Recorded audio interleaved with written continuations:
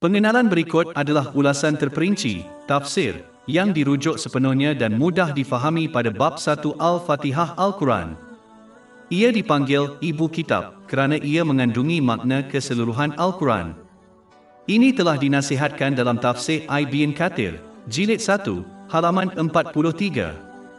Maka pada hakikatnya, sesiapa yang memahami dan mengamalkan ajaran surah 1 Al-Fatihah sebagaimana yang difahami dan diamalkan di atas keseluruhan Al-Quran, berusaha untuk memahami dan bertindak atas bab yang hebat ini akan membantu seorang Muslim untuk mencapai akhlak mulia, mengguna pakai ciri-ciri positif membawa kepada ketenangan fikiran. Bab 1, Al-Fatihah, ayat 1. Dengan nama Allah yang Maha Pengasih lagi Maha Penyayang. Fakta bahawa ayat ini bermula dengan nama Allah yang Maha Tinggi menunjukkan kepentingan mendekati ilmu Islam seperti Al-Quran dengan niat untuk mendapatkan keredaan Allah Ta'ala. Maksudnya, seseorang itu mesti berniat untuk mendapatkan dan mengamalkan ilmu Islam untuk mendapatkan keredaan Allah Ta'ala. Satu aspek dari hal ini adalah menerima dan bertindak atas segala yang telah diwahyukan kepada manusia melalui Al-Quran dan tradisi Nabi Muhammad SAW, tanpa ceri memilih apa yang dilakukan dan diabaikan bergantung pada keinginan mereka. Jika seorang Muslim datang dengan sikap memetik ceri ini terhadap ilmu Islam, maka mereka tidak memenuhi ayat ini dan oleh itu tidak akan mendapat manfaat daripada apa yang mereka pelajari. Sikap ini mungkin mendorong mereka untuk juga menyalahtafsirkan pengetahuan ketuhanan agar sesuai dengan keinginan mereka dan untuk menunjuk-nunjuk kepada orang lain untuk memperoleh perkara duniawi, seperti kekayaan dan kuasa. Ini adalah jalan berbahaya yang membawa seseorang kepada hukuman di kedua-dua dunia. Ini telah ditunjukkan dalam hadis yang terdapat dalam Sunan Ibn Majah, nombor 253. Seseorang hanya akan mendapat manfaat daripada ajaran Islam apabila mereka berusaha untuk menerima dan bertindak atas semua yang mereka temui, tanpa mengira sama ada mereka memahami hikmah di sebalik ajaran itu atau tidak, atau sama ada ia sesuai dengan keinginan mereka atau tidak. Surah 17 Al-Isra, ayat 82. Dan kami turunkan dari Al-Quran suatu yang menjadi penawar dan rahmat bagi orang-orang yang beriman, dan Al-Quran itu tidaklah menambah kepada orang-orang yang zalim selain kerugian. Bahagian pertama ayat utama juga menggalakkan seseorang untuk mendekati setiap keadaan dan tindakan dengan niat untuk mendapatkan keredaan Allah Ta'ala dan menjauhi kemaksiatannya. Sikap ini akan memastikan seseorang menggunakan setiap nikmat yang telah dianugerahkan oleh Allah SWT dengan cara yang diredainya, yang telah digariskan dalam Al-Quran dan tradisi Nabi Muhammad SAW. Seseorang akan mengelak daripada memikirkan keinginannya sendiri atau pendapat masyarakat, budaya dan fashion, dan sebaliknya hanya mementingkan keredaan Allah Ta'ala, kerana setiap keadaan yang mereka masuki bermula dengan nama Allah Ta'ala. Ini menghalang seseorang daripada mengamalkan matlamat untuk menggembirakan orang lain, yang pada hakikatnya tidak mungkin, kerana setiap orang mempunyai keinginan dan pendapat mereka sendiri. Oleh itu, cuba menggembirakan semua orang hanya membawa kepada tekanan dalam kedua-dua dunia. Sedangkan, memasuki setiap keadaan dengan nama Allah yang Maha Tinggi, memastikan seseorang hanya bertujuan untuk mendapatkan keredaan Allah yang Maha Tinggi. Bab 39 Az-Zumar, ayat 29. Allah membuat perumpamaan seorang hamba yang dimiliki oleh beberapa tuan yang suka bertengkar, dan seorang hamba yang dimiliki oleh seorang tuan sahaja. Adakah mereka sama dalam keadaan? Segala puji bagi Allah, malah kebanyakan mereka tidak mengetahui. Keredaan hanya Allah yang Maha Tinggi, mudah dicapai dengan tekanan dan usaha yang minimum. Ini telah ditunjukkan dalam ayat utama yang dibincangkan. Bab 1 Al-Fatihah, ayat 1. Dengan nama Allah yang Maha Pengasih lagi Maha Penyayang. Di samping itu, apabila seseorang memasuki setiap situasi yang bertujuan untuk mendapatkan keredaan Allah yang Maha Tinggi, mereka harus tahu bahawa mereka bertujuan untuk mendapatkan keredaan Tuhan yang Maha Pengasih dan Penyayang. Ini memadamkan konsep bentuk perhambaan manusia yang merendahkan martabat yang telah dan masih berlaku kepada ramai orang di seluruh dunia. Sebaliknya, perhambaan yang mengikat dirinya adalah perhambaan dan belas kasihan. Rahmat ini jelas terbukti dalam bagaimana Allah yang Maha Tinggi terus-menerus melimpahkan rahmat yang tidak terhitung kepada seseorang dan hanya meminta mereka untuk menggunakannya dengan cara yang betul supaya mereka mendapat manfaat daripadanya di kedua-dua dunia. Artinya, perintah dan larangan dari Allah yang Maha Pemurah itu tidak memberi manfaat selain kepada hamba. Allah Ta'ala tidak mendapat manfaat dari ketaatan manusia. Bahagian pertama ayat utama juga menunjukkan pentingnya mempelajari dan bertindak berdasarkan sifat-sifat ketuhanan yang berbeza dan nama-nama Allah yang Maha Tinggi, sehingga seseorang memasuki dan bertindak balas terhadap setiap situasi yang mereka hadapi dengan cara yang diredai Allah yang Maha Tinggi. Sebagai contoh, Allah Maha Pengampun, oleh itu apabila seseorang memasuki keadaan di mana seseorang telah menzalimi mereka, mereka hendaklah berusaha memaafkan orang itu kerana Allah Ta'ala, sambil menyesuaikan tingkah laku mereka sendiri supaya sejarah tidak berulang. Allah Maha Adil, oleh itu apabila seseorang itu memasuki situasi di mana mereka mesti membuat keputusan, mereka mesti berpegang pada keadilan dan memilih yang baik dan adil, mengikut ajaran Islam. Berkelakuan seperti ini akan memastikan seseorang mengekalkan ketaatan yang ikhlas kepada Allah, yang Maha Agung, dalam setiap situasi yang mereka masuki. Ini adalah salah satu sebab mengapa Nabi Muhammad SAW berpesan, dalam hadis yang terdapat dalam Sahih Bukhari, nombor 2736, bahawa sesiapa yang mengetahui 99 nama Allah, yang Maha Tinggi, akan masuk syurga. Bab 1 Al-Fatihah, ayat 1. Ia dengan nama Allah. Bahagian ayat ini juga menunjukkan tujuan manusia, iaitu memasuki setiap keadaan sambil mengekalkan ketaatan mereka yang tulus kepada Allah Ta'ala. Bab 51 Ad-Dariyat, ayat 56. Dan tidaklah aku ciptakan jin dan manusia melainkan untuk beribadah kepadaku. Seorang Muslim mesti memahami bahawa tujuan mereka lebih jauh daripada beberapa kewajipan fardu, seperti solat fardu 5 waktu, yang hanya mengambil masa kurang dari 1 jam sehari, tetapi merangkumi setiap saat, nafas dan situasi yang mereka hadapi. Gagal memelihara ketaatan yang tulus kepada Allah SWT dalam setiap keadaan, dengan menggunakan nikmat yang dikurniakan dengan cara yang diredainya, adalah sebab mengapa umat Islam yang menunaikan kewajipan asasi masih tidak mendapat ketenangan jiwa dalam dunia ini, kerana mereka tidak memenuhi syarat-syarat yang diperlukan untuk mendapatkan ketenangan fikiran. Surah 13 Ar-Ra'd, ayat 28. Ingatlah, dengan mengingati Allah hati menjadi tentram. Dan surah 16 An-Nahl, ayat 97. Barang siapa yang mengerjakan amal saleh, baik laki-laki maupun perempuan dalam keadaan beriman, maka sesungguhnya akan kami berikan kepadanya kehidupan yang baik, dan sesungguhnya akan kami beri balasan kepada mereka dengan pahala yang lebih baik dari apa yang telah mereka kerjakan. Sesiapa yang gagal memenuhi tujuan penciptaan mereka, walaupun mereka memenuhi kewajipan-kewajipan asas Islam, akan mendapat banyak pahala tetapi mereka akan menjalani kehidupan yang kosong. Mereka akan menjadi seperti pasu yang kelihatan cantik di luar tetapi kosong dan berongga di dalam. Sama seperti ciptaan yang mempunyai banyak ciri positif masih dilabelkan gagal apabila ia gagal memenuhi sebab utama penciptaannya, begitu juga, seorang Muslim yang gagal memenuhi tujuannya dengan cara yang betul akan menjalani kehidupan yang kosong dan tidak bermakna, walaupun mereka memiliki banyak perkara duniawi. Bahagian pertama ayat utama juga menunjukkan kepentingan untuk sentiasa berhubung dengan Allah SWT, melalui ketaatannya yang ikhlas apabila menghadapi setiap situasi supaya mereka mendapat kekuatan dan petunjuk yang mereka perlukan untuk menempuhnya dengan selamat. Bab 65 At-Talaq, ayat 3. Dan sesiapa yang bertawakal kepada Allah, maka cukuplah dia baginya. Apabila seseorang itu lupa atau menderhaka kepada Allah Ta'ala, apabila memasuki situasi, mereka pasti akan bergantung pada perkara duniawi dan manusia, yang sifatnya lemah, walaupun mereka kelihatan kuat. Ini hanya akan menyebabkan kekeliruan dan mendorong seseorang untuk membuat pilihan yang salah dalam hidup. Ini hanya membawa kepada tekanan dalam kedua-dua dunia.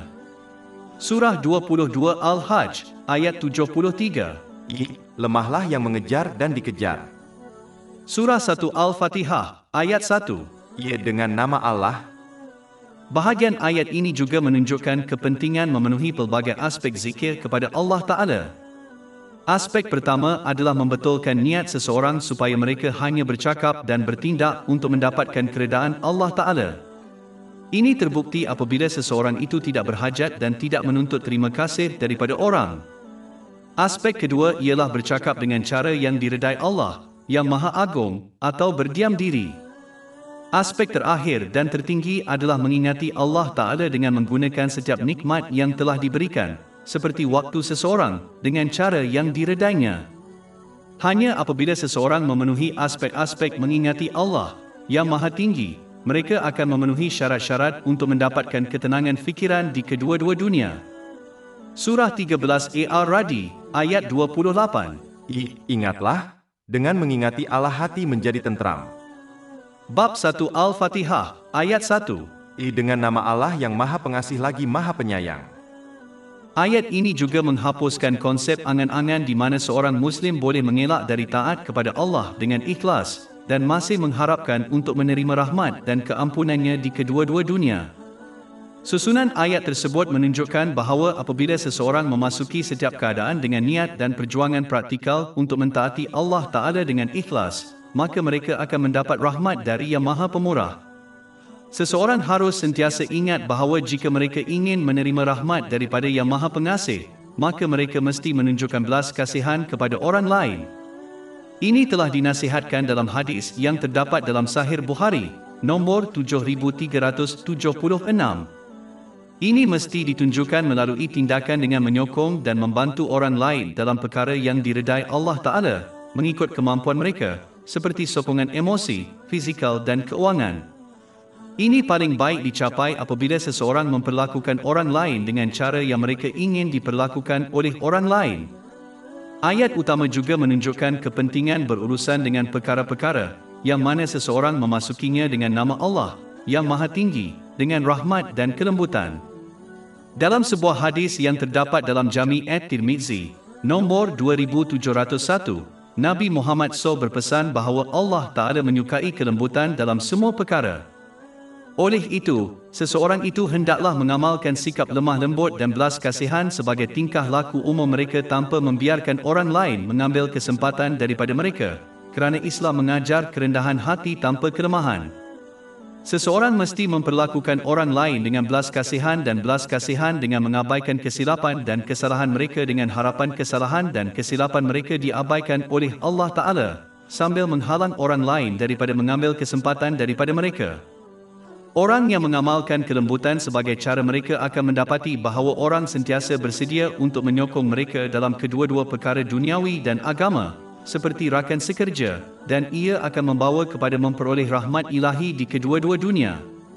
Setiap keadaan yang dilalui seseorang tanpa pilihan mereka adalah sesuatu yang telah ditetapkan oleh Allah Ta'ala. Tetapi seperti yang ditunjukkan oleh ayat utama, apabila mereka memasuki suatu keadaan dengan nama Allah, yang Maha Tinggi, mereka diingatkan bahawa Yang Maha Pemurah telah menetapkan keadaan itu untuk mereka. Ini membantu seseorang dalam menghadapi kesukaran dengan kesabaran, mengetahui Yang Maha Pengasih hanya akan menetapkan sesuatu yang bermanfaat bagi seseorang, walaupun ini tidak jelas bagi mereka.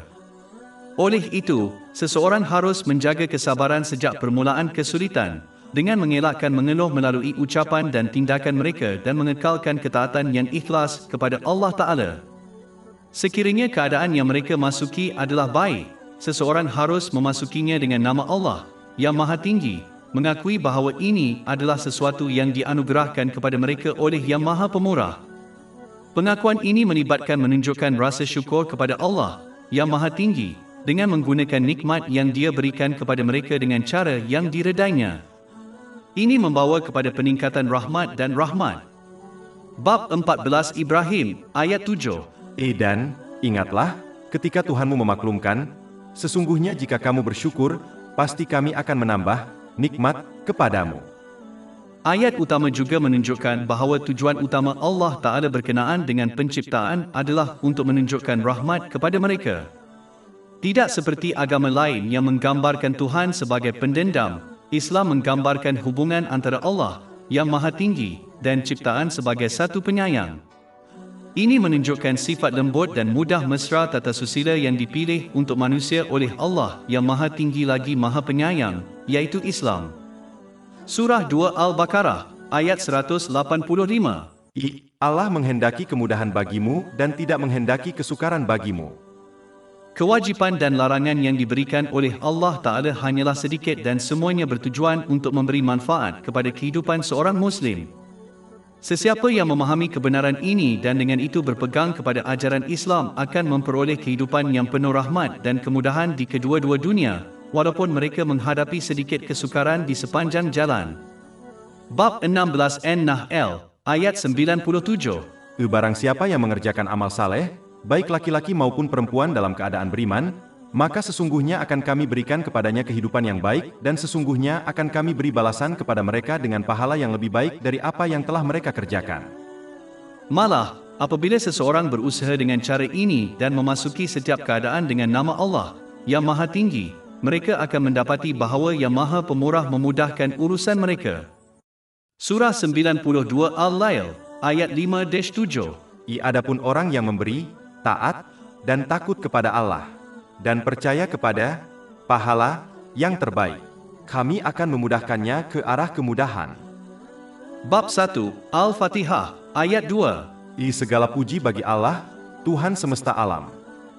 Kata pujian adalah dalam bentuk kata nama dan bukan kata kerja. Ini menunjukkan keabadian, yang bermaksud bahawa segala puji bagi Allah yang Maha Tinggi untuk selama-lamanya, tanpa permulaan atau akhir. Di samping itu, menggunakan kata nama menghilangkan keperluan untuk pelaku tindakan yang diperlukan oleh kata kerja. Ini menunjukkan bahawa walaupun tidak ada satu pun makhluk yang memuji Allah Ta'ala, segala pujian akan tetap miliknya. Artinya, pujian dan penyembahan kepada makhluk tidak ada kaitan dengan kedudukan Allah yang tidak terhingga dan ketuhanan. Ini telah ditunjukkan dalam hadis yang terdapat dalam Sahih Muslim, nombor 6572. Bab 29 Al-Ankabut, ayat 6. Dan barang siapa yang berjihad hanyalah untuk kebaikan dirinya sendiri. Sesungguhnya Allah Maha Kaya dari alam semesta. Semua ini menunjukkan pentingnya menghindari kesombongan apabila seseorang memuji dan menyembah Allah yang Maha Tinggi. Seorang Muslim mesti memahami hakikat bahawa pujian mereka kepada Allah Ta'ala hanya menguntungkan diri sendiri dan Allah Ta'ala tidak memerlukannya. Di samping itu, ayat utama mengingatkan seorang Muslim bahawa apa-apa yang terpuji yang terdapat dalam dirinya atau dalam seluruh ciptaan telah dianugerahkan oleh tidak lain daripada Allah Ta'ala. Oleh itu segala pujian kembali dan hanya miliknya.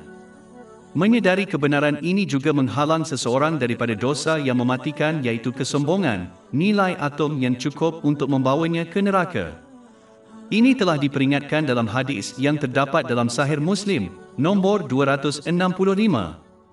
Akhirnya, rasa bangga juga dielakkan apabila seseorang memahami bahawa ilham, ilmu, kekuatan dan peluang untuk memuji Allah Ta'ala datang daripadanya. Keempat-empat sebab pujian itu terdapat dalam diri Allah Ta'ala secara fitrah, dan sesiapa yang memiliki salah satu daripadanya hanya melakukannya sebagaimana Allah Ta'ala telah memberikannya kepada mereka. Oleh itu, hanya Dia yang layak dipuji. Empat sebab itu ialah, orang yang dipuji itu penuh dengan kesempurnaan dari segi sifat dan sifat sambil bebas daripada sebarang kekurangan. Orang yang dipuji telah berbuat baik kepada orang lain dan pujian yang mereka terima adalah syukur. Barang siapa yang memuji, mengharapkan kebaikan dari orang yang dipujinya. Akhirnya, orang yang dipuji memiliki sifat-sifat yang menuntut pujian, seperti kekuatan dan kuasa. Seseorang melakukan kebaikan kepada orang lain kerana mereka sentiasa mencari balasan daripada mereka atau daripada orang lain, sama ada balasan ini adalah ganjaran ilahi, pujian daripada manusia, membalas budi atau melindungi dirinya daripada dilabelkan sebagai orang yang bakhil. Orang yang mencari balasan untuk perkara yang mereka kerjakan oleh itu bukanlah seorang yang dermawan dan oleh itu tidak benar-benar layak mendapat pujian, kerana niat mereka tidak lepas dari mengharapkan balasan untuk kebaikan yang mereka lakukan. Padahal, Allah Ta'ala tidak menganugerahkan kepada ciptaan rahmat yang tidak terkira dan berterusan untuk mana-mana sebab ini. Alasannya ditunjukkan dalam ayat sebelumnya, iaitu kerana Dia Maha Pengasih lagi Maha Penyayang. Bab 1 Al-Fatihah, ayat 1. Dengan nama Allah yang Maha Pengasih lagi Maha Penyayang. Allah, yang Maha Tinggi, tidak mendapat manfaat dalam memberikan rahmat kepada makhluk dan oleh itu satu-satunya yang patut dipuji. Di samping itu, ayat utama menunjukkan langkah pertama untuk mengamalkan kepercayaan sebenar kepada Allah yang Maha Tinggi, yaitu menunjukkan rasa syukur kepada Allah yang Maha Tinggi atas nikmat yang tidak terkira dan berterusan yang diberikannya kepada seseorang. Bab 14 Ibrahim, ayat 34. Dan jika kamu menghitung nikmat Allah, niscaya kamu tidak dapat menghitungnya. Sesungguhnya manusia itu, umumnya, sangat zalim dan sangat mengingkari nikmat. Al-Quran sering menggunakan kepercayaan kepada Allah yang Maha Tinggi dan menunjukkan rasa syukur kepadanya secara sinonim. Artinya, seseorang tidak dapat memperoleh kepercayaan yang sebenar kepada Allah yang Maha Tinggi sehingga mereka secara praktikal menunjukkan rasa syukur kepadanya. Surah 2 Al-Baqarah, ayat 152. Maka ingatlah kepadaku, saya akan ingat awak, dan bersyukurlah kepadaku dan janganlah kamu ingkar kepadaku. Syukur yang sebenar-benarnya adalah apabila seseorang sentiasa mengamalkan niat yang baik untuk mendapatkan keredaan Allah Ta'ala dalam semua ucapan dan tindakan mereka. Mereka tidak menghendaki dan tidak menuntut terima kasih daripada orang. Syukur melibatkan bercakap apa yang baik atau berdiam diri. Akhirnya, ia melibatkan penggunaan setiap rahmat yang telah diberikan dengan cara yang diredai oleh Allah Ta'ala menurut ajaran Al-Quran dan tradisi Nabi Muhammad, selawat dan salam ke atasnya. Ini adalah syarat-syarat yang diperlukan untuk seseorang mendapat lebih banyak keberkatan daripada Allah yang Maha Tinggi, syarat-syarat yang melampaui beberapa kewajipan Islam. Bab 14 Ibrahim, ayat 7. Dan, ingatlah, ketika Tuhanmu memaklumkan, sesungguhnya jika kamu bersyukur, pasti kami akan menambah nikmat kepadamu. Bab 1 Al-Fatihah, ayat 2. Segala puji bagi Allah, Tuhan semesta alam. Apabila seseorang menerima Allah Ta'ala sebagai Tuhan mereka, itu bermakna mereka telah menerima kedua-duanya untuk menyembah dan taat kepadanya. Ibadah termasuk ritual dan amalan yang diperintahkan oleh Allah Ta'ala, dan ketaatan termasuk menggunakan nikmat yang telah diberikan, seperti waktu seseorang, dengan cara yang diredai Allah Ta'ala. Ini akan memastikan mereka akan hidup dengan cara yang diredai Allah Ta'ala, seperti mencari harta dengan cara yang halal. Malangnya, sebahagian umat Islam pandai beribadah kepada Allah Ta'ala, seperti solat fardu 5 waktu, tetapi enggan mentaati Allah Ta'ala dalam aktiviti harian mereka. Sikap ini bercanggah dengan menerima Allah yang Maha Tinggi sebagai Tuhan seseorang, sebagai Tuhan yang disembah dan ditaati. Di samping itu, kerana Allah yang Maha Tinggi, satu-satunya pencipta, pemelihara dan penguasa makhluk, tidak masuk akal untuk menderhaka kepadanya sambil bertujuan untuk menyenangkan diri sendiri atau orang lain. Oleh kerana Allah yang Maha Tinggi mempunyai kawalan penuh ke atas ciptaan, termasuk hati seseorang, tempat kedamaian, dia sahaja yang menentukan siapa yang memperoleh kedamaian dan kesejahteraan di kedua-dua dunia. Tidak memerlukan seorang ulama untuk menentukan bahawa seseorang tidak akan memperoleh keamanan dan kejayaan di kedua-dua dunia melalui kemaksiatannya. Bab 20 Taha, ayat 124. Dan barang siapa yang berpaling dari peringatanku, maka sesungguhnya baginya penghidupan yang sempit, dan kami akan mengumpulkannya pada hari kiamat dalam keadaan buta.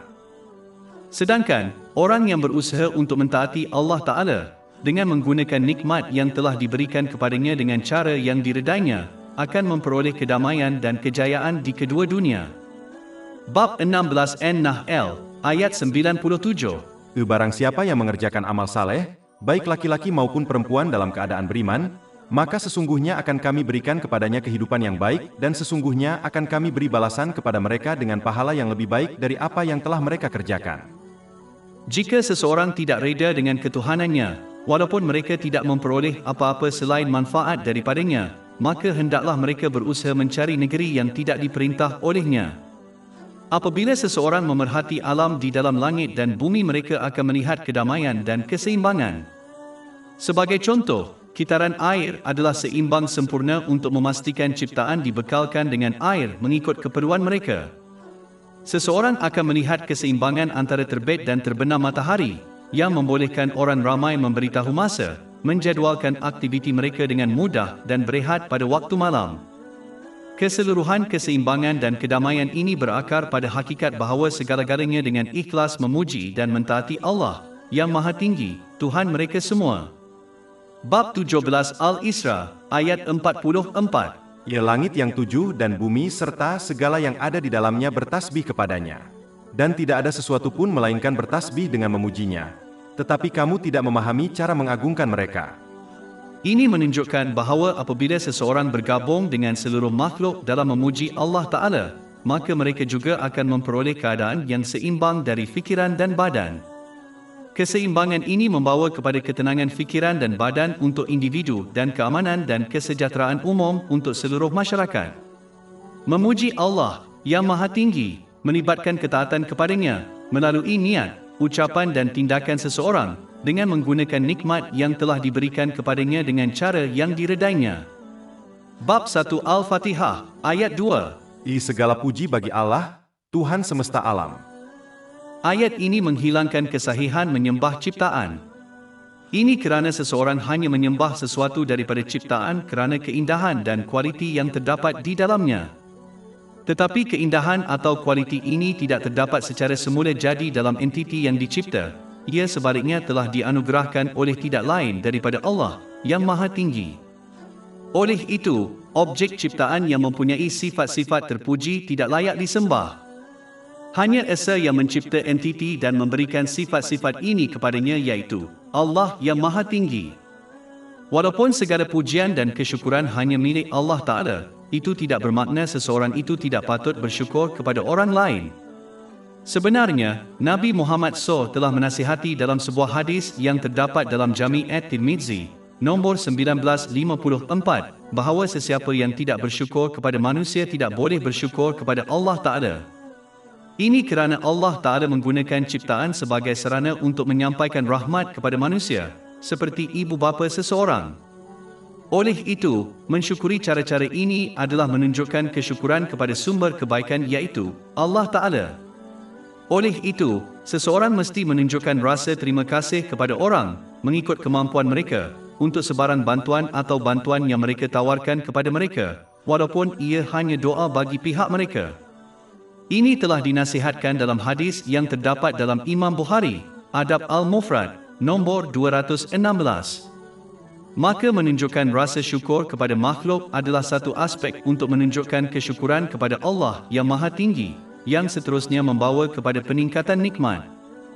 Bab 14 Ibrahim, ayat 7. Dan, ingatlah, ketika Tuhanmu memaklumkan, sesungguhnya jika kamu bersyukur, pasti kami akan menambah nikmat kepadamu.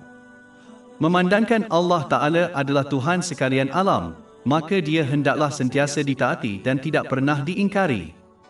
Oleh itu, seorang Muslim hanya perlu menunjukkan ketaatan kepada orang lain jika ia berakar pada ketaatan kepada Allah Ta'ala, seperti ketaatan kepada Nabi Muhammad SAW. Bab 4 An-Nisa, ayat 80. Barang siapa yang mentaati Rasul, maka sesungguhnya ia telah mentaati Allah. Mengakui ketuhanan Allah Ta'ala, termasuk menerima kehambaan kepadanya. Ini dengan sendirinya adalah petunjuk yang jelas bahawa seorang Muslim tidak boleh memutuskan cara hidup mereka sendiri, tetapi mereka hanya perlu berpegang kepada arahan dan petunjuk yang diberikan kepada mereka oleh Tuhan mereka, Allah yang Maha Tinggi. Adalah munafik untuk menyatakan secara lisan kehambaan seseorang kepada Allah yang Maha Tinggi dan kemudian mengabaikannya secara praktikal, dengan gagal mematuhi peraturan tingkah laku yang diberikan kepada mereka oleh Tuhan dan guru mereka. Bab 1 Al-Fatihah, ayat 2. Segala puji bagi Allah, Tuhan semesta alam. Sebagaimana Allah Ta'ala adalah Tuhan sekalian alam, ini bermakna dia menciptakan dan memiliki ciptaan. Apabila seorang Muslim memahami bahawa mereka dan setiap nikmat yang dikurniakan adalah milik Allah Ta'ala, lebih mudah untuk menggunakan nikmat yang telah dikurniakan itu dengan cara yang diredai Tuhan dan pemiliknya. Orang sering menyalahgunakan nikmat yang telah diberikan, kerana mereka secara salah percaya bahawa berkat ini diperolehi oleh mereka dan oleh itu menjadi milik mereka. Tetapi ayat utama membetulkan kepercayaan yang salah ini supaya seseorang memahami bahawa mereka mesti menggunakan nikmat yang telah diberikan kepada mereka dengan cara yang diredai oleh pemilik mereka yang sebenar. Ini sama dengan cara seseorang hanya menggunakan barang yang mereka pinjam daripada orang lain dengan cara yang menyenangkan hati pemiliknya. Apabila seseorang berkelakuan seperti ini, mereka akan menikmati nikmat dunia yang telah diberikan kepada mereka dan mendapat ketenangan jiwa dan badan melalui mereka di kedua-dua dunia, kerana mereka benar-benar mengingati pemilik segala nikmat, Allah yang Maha Tinggi. Surah 13 Ar-Ra'd, ayat 28. Tidak dinafikan, dengan mengingati Allah hati menjadi tentram. Di samping itu, apabila seseorang merenungkan langit dan bumi, mereka akan melihat dengan jelas keesaan dan ketuhanan Allah yang Maha Tinggi. Sebagai contoh, jika seseorang merenung sepanjang siang dan malam dan betapa sempurnanya penyegerakan mereka, mereka akan memahami bahawa ini bukan maksud peristiwa rawa. Ada daya yang memastikan penyegerakan yang sempurna ini. Bumi berada pada jarak yang sempurna dari matahari.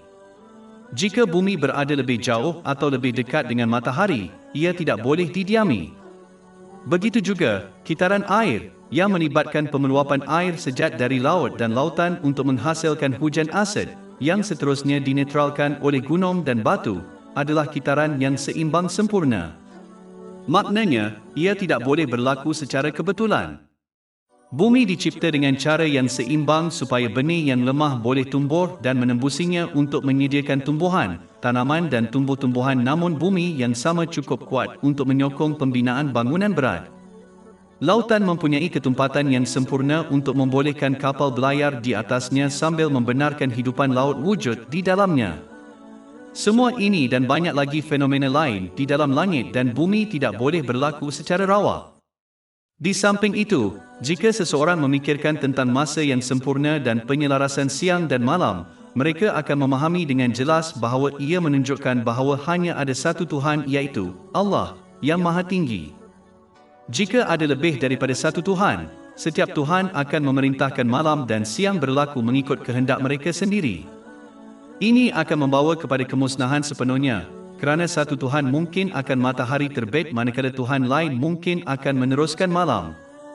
Sistem yang tidak terganggu dan sempurna yang terdapat di dalam langit dan bumi membuktikan hanya ada satu Tuhan, iaitu Allah yang Maha Tinggi. Surah 21 Al-Anbiya, ayat 22. Sekiranya ada pada mereka, langit dan bumi, Tuhan-Tuhan selain Allah, tentulah keduanya telah binasa.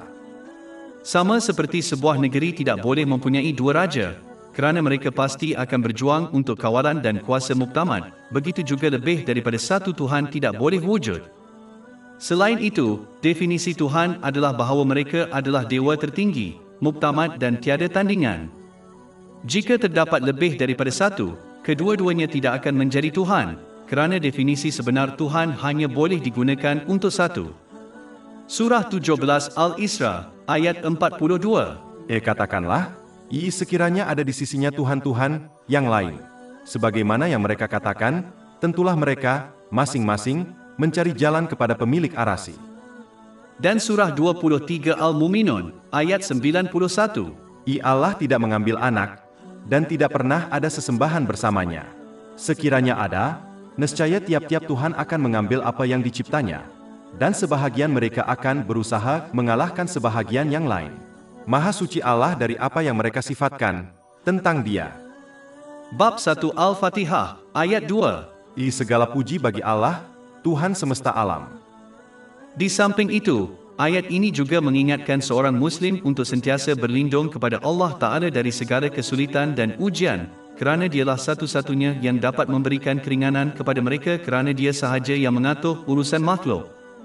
Bab 65 At-Talaq, ayat 2. Dan sesiapa yang bertakwa kepada Allah, niscaya Dia akan mengadakan baginya jalan keluar.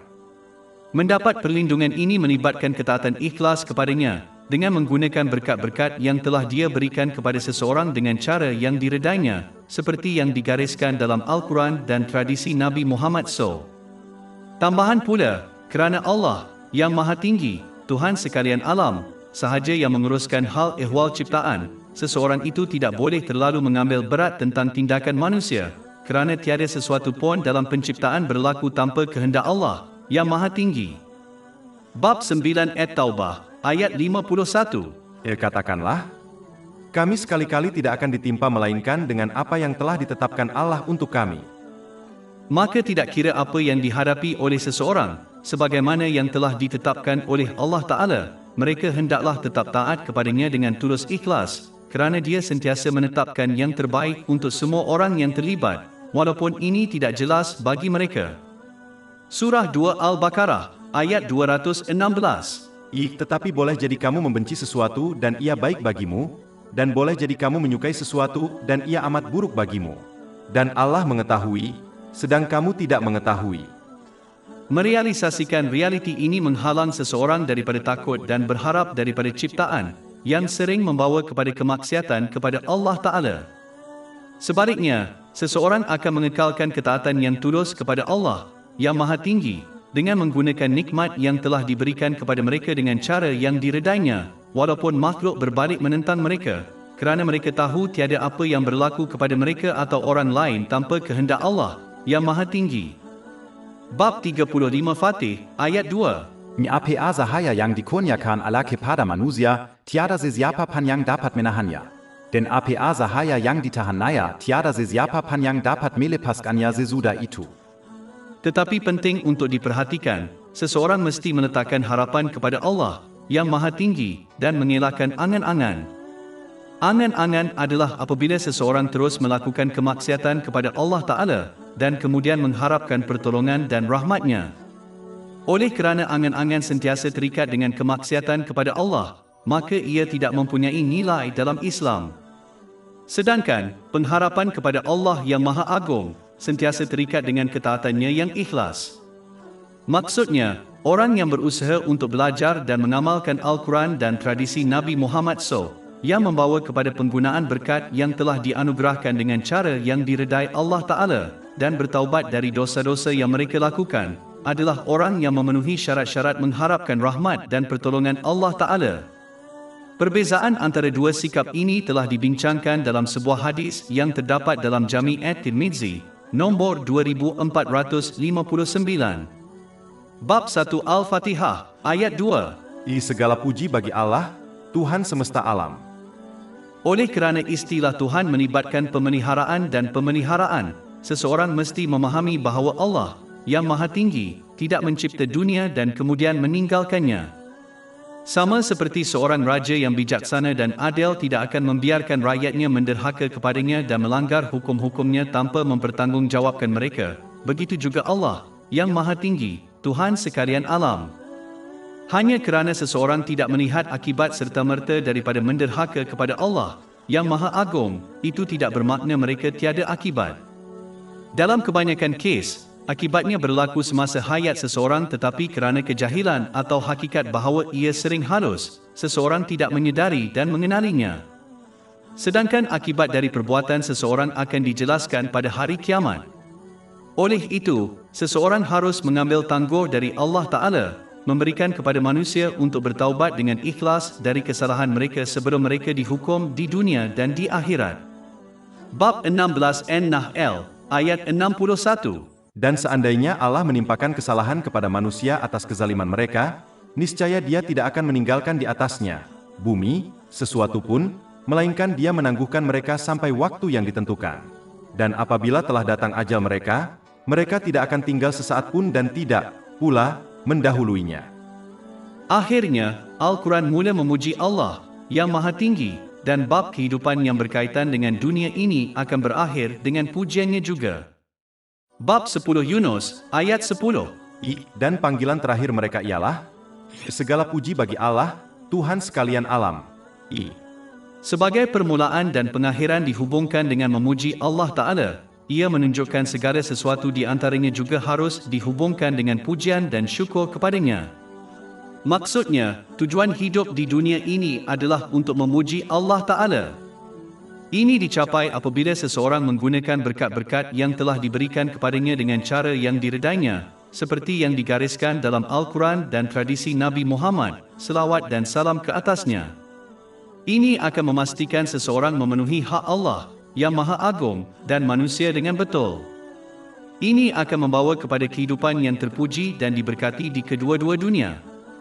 Bab 16 An-Nahl, ayat 97. Barang siapa yang mengerjakan amal saleh, baik laki-laki maupun perempuan dalam keadaan beriman, maka sesungguhnya akan kami berikan kepadanya kehidupan yang baik, dan sesungguhnya akan kami beri balasan kepada mereka dengan pahala yang lebih baik dari apa yang telah mereka kerjakan. Manakala, yang gagal memenuhi tujuan ini adalah serupa dengan pekerja yang dipecat selepas gagal menunaikan kewajipan di tempat kerja. Orang yang dipecat dari pekerjaannya hanya kehilangan pekerjaannya, tetapi orang yang diberhentikan oleh Allah SWT akan kehilangan ketenangan jiwa dan kejayaan di kedua dunia, tanpa mengira berapa banyak nikmat duniawi yang dapat mereka kumpulkan dan nikmati. Sebagai kejayaan duniawi akan menjadi punca tekanan dan kebimbangan mereka di kedua-dua dunia.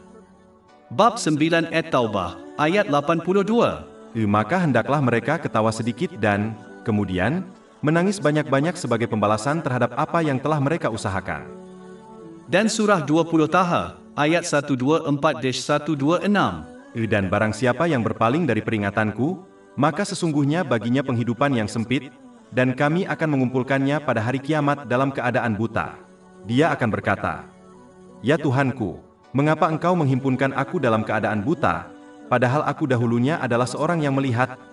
Allah berfirman, demikianlah telah datang kepadamu ayat-ayat kami, lalu kamu melupakannya, dan demikian pula kamu pada hari ini dilupakan. Bab 1, Al-Fatihah, ayat 3. Yang Maha Pengasih lagi Maha Penyayang. Ayat ini mengimbangi ketakutan yang ditimbulkan dari fakta bahawa Allah, yang Maha Tinggi, adalah Tuhan sekalian alam, yang telah disebutkan dalam ayat sebelumnya. Bab 1 Al-Fatihah, ayat 2. Segala puji bagi Allah, Tuhan semesta alam. Seorang Muslim harus menyeimbangkan antara rasa takut kepada Allah Ta'ala, kerana hal itu mencegah kemaksiatannya, dan berharap kepada Allah Ta'ala, yang mendorong seseorang untuk taat kepadanya, yang melibatkan penggunaan nikmat-nikmat yang telah diberikan kepadanya dengan cara yang diredainya. Memandangkan sukar untuk mencapai neraca yang sempurna, seseorang itu hendaklah selalu bersandar kepada rasa takut kepada Allah Ta'ala pada masa lapang, supaya seseorang itu terhindar daripada menyalahgunakan nikmat yang telah diberikan. Tetapi pada masa-masa sulit, dan terutama pada saat kematian seseorang, seseorang harus bersandar pada harapan kepada Allah Ta'ala, sebagaimana ini telah diperintahkan oleh Nabi Muhammad SAW dalam sebuah hadis yang terdapat dalam Sahih Muslim, nombor 2877.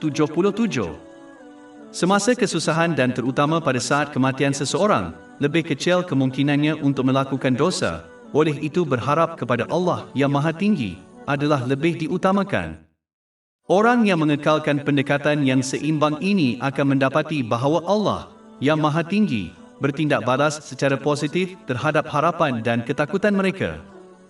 Ini telah dinasihatkan dalam hadis yang terdapat dalam Sahih Bukhari, nombor 7405. Di samping itu, seseorang harus sentiasa ingat bahawa jika mereka ingin mendapat rahmat daripada Yang Maha Pemurah, maka mereka mesti menunjukkan belas kasihan kepada orang lain. Ini telah dinasihatkan dalam hadis yang terdapat dalam Sahih Bukhari, nombor 7376. Ini mesti ditunjukkan melalui tindakan dengan menyokong dan membantu orang lain dalam perkara yang diredai Allah Ta'ala, mengikut kemampuan mereka, seperti sokongan emosi, fizikal dan keuangan. Ini paling baik dicapai apabila seseorang memperlakukan orang lain dengan cara yang mereka ingin diperlakukan oleh orang lain. Ayat utama, yang diikuti dengan ayat sebelumnya yang menyebut tentang ketuhanan Allah, yang Maha Tinggi, juga menunjukkan bahawa tujuan utama Allah Ta'ala berkenaan dengan penciptaan adalah untuk menunjukkan rahmat kepada mereka. Tidak seperti agama lain yang menggambarkan Tuhan sebagai pendendam, Islam menggambarkan hubungan antara Allah, yang Maha Tinggi, dan ciptaan sebagai satu penyayang. Ini menunjukkan sifat lembut dan mudah mesra tata susila yang dipilih untuk manusia oleh Allah yang Maha Tinggi lagi Maha Penyayang, yaitu Islam. Surah 2 Al-Baqarah, ayat 185. Allah menghendaki kemudahan bagimu dan tidak menghendaki kesukaran bagimu. Kewajipan dan larangan yang diberikan oleh Allah Ta'ala hanyalah sedikit dan semuanya bertujuan untuk memberi manfaat kepada kehidupan seorang Muslim. Sesiapa yang memahami kebenaran ini dan dengan itu berpegang kepada ajaran Islam akan memperoleh kehidupan yang penuh rahmat dan kemudahan di kedua-dua dunia, walaupun mereka menghadapi sedikit kesukaran di sepanjang jalan. Bab 16 An-Nahl, ayat 97. Barang siapa yang mengerjakan amal saleh, baik laki-laki maupun perempuan dalam keadaan beriman, maka sesungguhnya akan kami berikan kepadanya kehidupan yang baik, dan sesungguhnya akan kami beri balasan kepada mereka dengan pahala yang lebih baik dari apa yang telah mereka kerjakan. Memandangkan hubungan antara Allah SWT dan makhluk adalah satu rahmat, seseorang tidak boleh tertipu untuk mempercayai sebaliknya, apabila mereka membaca dan mempelajari ayat-ayat Al-Quran yang menggambarkan neraka dengan jelas. Ayat-ayat ini hanyalah peringatan yang diberikan oleh Zat yang mementingkan keselamatan ciptaannya, sebagaimana peringatan yang diberikan oleh seseorang kepada yang lain tentang bahaya yang hampir dan dahsyat. Amaran itu mungkin membahayakan seseorang secara emosi, tetapi mereka tetap akan berterima kasih kepada pemberi amaran, kerana amaran mereka melindungi mereka daripada bahaya besar. Allah, yang Maha Tinggi, boleh berdiam diri mengenai topik neraka atau menyebutnya secara ringkas, tetapi kerana Dia menghendaki manusia menyelamatkan diri mereka dari kengerian neraka, Dia telah berulang kali memperingatkan mereka tentang keterukannya. Seseorang tidak boleh tertipu untuk mempercayai bahawa jika Allah, yang Maha Tinggi, begitu penyayang, Dia tidak akan mencipta neraka. Ini adalah sikap yang bodoh kerana penciptaan telah dicipta untuk tujuan tertentu, tujuan yang tidak dapat dipenuhi tanpa adanya hukuman. Di samping itu, jika Allah Ta'ala memperlakukan orang yang jahat seperti orang yang berbuat baik, maka ini akan bercanggah dengan keadilannya. Surah 45 Al-Jatiyah, ayat 21. Atau adakah orang-orang yang melakukan kejahatan itu menyangka bahwa kami akan menjadikan mereka seperti orang-orang yang beriman dan mengerjakan amal-amal yang saleh, menyamakan mereka dalam hidup dan mati mereka? Amat buruklah apa yang mereka putuskan itu. Bab 1 Al-Fatihah, ayat 3. Yang Maha Pengasih lagi Maha Penyayang.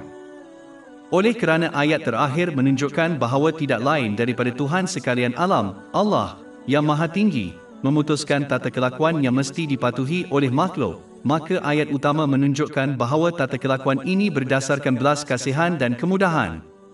Bermakna, setiap aspek tata kelakuan ini sesuai dengan fitrah manusia dan sentiasa memberi manfaat kepada mereka, walaupun ini tidak jelas bagi mereka. Surah 2 Al-Baqarah, ayat 185. Allah menghendaki kemudahan bagimu dan tidak menghendaki kesukaran bagimu. Dan surah 2 Al-Baqarah, ayat 216. Tetapi boleh jadi kamu membenci sesuatu dan ia baik bagimu, dan boleh jadi kamu menyukai sesuatu dan ia amat buruk bagimu. Dan Allah mengetahui, sedang kamu tidak mengetahui. Bab 1, Al-Fatihah, ayat 4. Penguasa hari pembalasan. Allah yang Maha Tinggi adalah penguasa segala sesuatu dan hari, namun hari kiamat telah disebutkan secara khusus, kerana tidak ada satupun makhluk yang akan mengingkari kedaulatannya pada hari itu, walaupun mereka ramai yang mengingkarinya di dunia ini. Orang yang menerima kedaulatannya hari ini dengan menggunakan berkat-berkat yang telah dianugerahkannya kepada mereka dengan cara yang diredainya, seperti yang digariskan dalam Al-Quran dan tradisi Nabi Muhammad SAW, akan diberikan keamanan dan kepuasan oleh Raja pada hari kiamat. Manakala, orang yang mengingkarinya dan sebaliknya cuba memberikan kedaulatan kepada diri sendiri atau orang lain, dengan menyalahgunakan nikmat yang telah diberikan kepada mereka, akan dikuasai di dunia ini dan dihancurkan pada hari kiamat oleh Allah yang Maha Tinggi, penguasa segalanya. Perkara Bab 20 Taha, ayat 124-126. Dan barang siapa yang berpaling dari peringatanku, maka sesungguhnya baginya penghidupan yang sempit, dan kami akan mengumpulkannya pada hari kiamat dalam keadaan buta. Dia akan berkata, "Ya Tuhanku, mengapa Engkau menghimpunkan aku dalam keadaan buta, padahal aku dahulunya adalah seorang yang melihat?" Allah berfirman, demikianlah telah datang kepadamu ayat-ayat kami, lalu kamu melupakannya, dan demikian pula kamu pada hari ini dilupakan. Oleh kerana Allah, yang Maha Tinggi, adalah satu-satunya hakim yang akan mempertanggungjawabkan makhluk atas tindakan mereka, ini menunjukkan bahawa tidak ada jalan yang mungkin untuk melarikan diri, kerana Allah, yang Maha Agung, Maha Perkasa, tidak ada cara untuk sebarang kesilapan berlaku. Di mana dosa-dosa atau amal soleh seseorang tidak diambil kira, kerana Allah, yang Maha Tinggi, Maha Mengetahui, tidak ada cara untuk menyogok jalan keluar dari kesusahan, kerana Allah, yang Maha Tinggi, Maha Adil. Oleh itu, kerana semua jalan keluar dari accountability seseorang telah dimeterai, seseorang harus bersedia secara praktikal untuknya. Ini melibatkan penggunaan berkat yang telah dianugerahkan dengan cara yang diredai oleh Allah Ta'ala, seperti yang digariskan dalam Al-Quran dan tradisi Nabi Muhammad, selawat dan salam ke atas baginda. Ayat utama juga menunjukkan bahawa mana-mana pengaruh sosial dan kuasa yang telah diberikan oleh yang berkuasa, mesti menggunakannya dengan cara yang diredainya. Jika tidak, mereka akan diminta pertanggungjawaban oleh Allah yang Maha Tinggi pada hari apabila mereka kehilangan semua pengaruh sosial mereka dan autoriti. Sama seperti seorang duta raja yang menyalahgunakan kuasa yang diberikan oleh raja, akan dihukum olehnya apabila mereka kembali kepadanya. Begitu juga, orang yang menyalahgunakan kuasa dan pengaruh sosial yang telah diberikan kepada mereka akan menghadapi akibat daripada mereka. Tindakan lambat laun. Oleh kerana Allah Ta'ala telah memberikan kepada setiap orang beberapa jenis kuasa, seperti kuasa ke atas badan mereka sendiri dan nikmat duniawi yang lain, tidak ada seorang pun yang terlepas daripada tanggungjawab ini. Ayat ini juga menunjukkan tujuan utama kehidupan seseorang di bumi ini, untuk mempersiapkan pertemuan mereka dengan Allah yang Maha Tinggi dan pertanggungjawaban terakhir mereka. Oleh itu, seseorang mesti mengutamakan persediaan untuk pertemuan yang tidak dapat dielakkan ini daripada semua perkara lain, terutamanya perkara yang mungkin tidak berlaku, seperti persaraan seseorang. Sama seperti orang yang gagal membuat persediaan secukupnya untuk mesyuarat perniagaan kemungkinan besar akan gagal dalam matlamat mereka, begitu juga orang yang gagal membuat persiapan untuk pertemuan mereka dengan Allah Ta'ala pada hari penghakiman. Bab 20 Taha, ayat 111. Dan segala muka akan tunduk kepada Tuhan yang hidup kekal lagi Maha Perkasa. Dan orang-orang yang dibebani dengan kezaliman akan berada dalam kerugian. Adalah penting untuk diperhatikan bahawa seseorang mesti bersedia secara praktikal untuk accountability mereka dengan memenuhi hak-hak Allah yang Maha Tinggi dan hak-hak manusia. Yang terakhir ini penting untuk diingati, kerana sesetengahnya sering mengabaikan kepentingan melayan orang lain mengikut ajaran Islam dan masih percaya mereka akan berjaya pada hari penghakiman. Orang yang zalim tidak akan diampuni oleh Allah Ta'ala sehingga korbannya memaafkan mereka terlebih dahulu. Jika mereka tidak berbuat demikian, yang merupakan hasil yang paling mungkin, kerana orang tidak begitu belas kasihan, maka orang yang zalim akan dipaksa untuk memberikan perbuatan baik mereka kepada mangsa mereka dan jika perlu, orang yang zalim akan mengambil dosa mangsa mereka, sehingga keadilan ditegakkan. Ini mungkin menyebabkan orang yang zalim itu dihumbankan ke dalam neraka pada hari kiamat, walaupun mereka menunaikan hak Allah Ta'ala. Ini telah diperingatkan dalam hadis yang terdapat dalam Sahih Muslim, nombor 6579. Ayat utama juga mengingatkan seseorang untuk mempertanggungjawabkan diri mereka di dunia ini, berkenaan dengan perbuatan dan ucapan mereka, kerana mereka akan diminta pertanggungjawaban pada hari kiamat. Sesiapa yang mempertanggungjawabkan dirinya di dunia ini, melalui muhasabah diri dan usaha yang ikhlas untuk memperbaiki tingkah laku mereka terhadap Allah, yang Maha Agung dan makhluk, dengan mempelajari dan mengamalkan ilmu Islam, akan mendapat ketenangan di dunia dan perhitungan yang mudah. Hari penghakiman, kerana muhasabah diri mereka mendorong mereka untuk mempersiapkan diri secara praktikal untuk hari penghakiman, yang melibatkan penggunaan berkat-berkat yang telah dianugerahkan dengan cara yang diredai Allah, yang Maha Tinggi, seperti yang digariskan dalam Al-Quran dan tradisi Nabi Muhammad, selawat dan salam ke atasnya.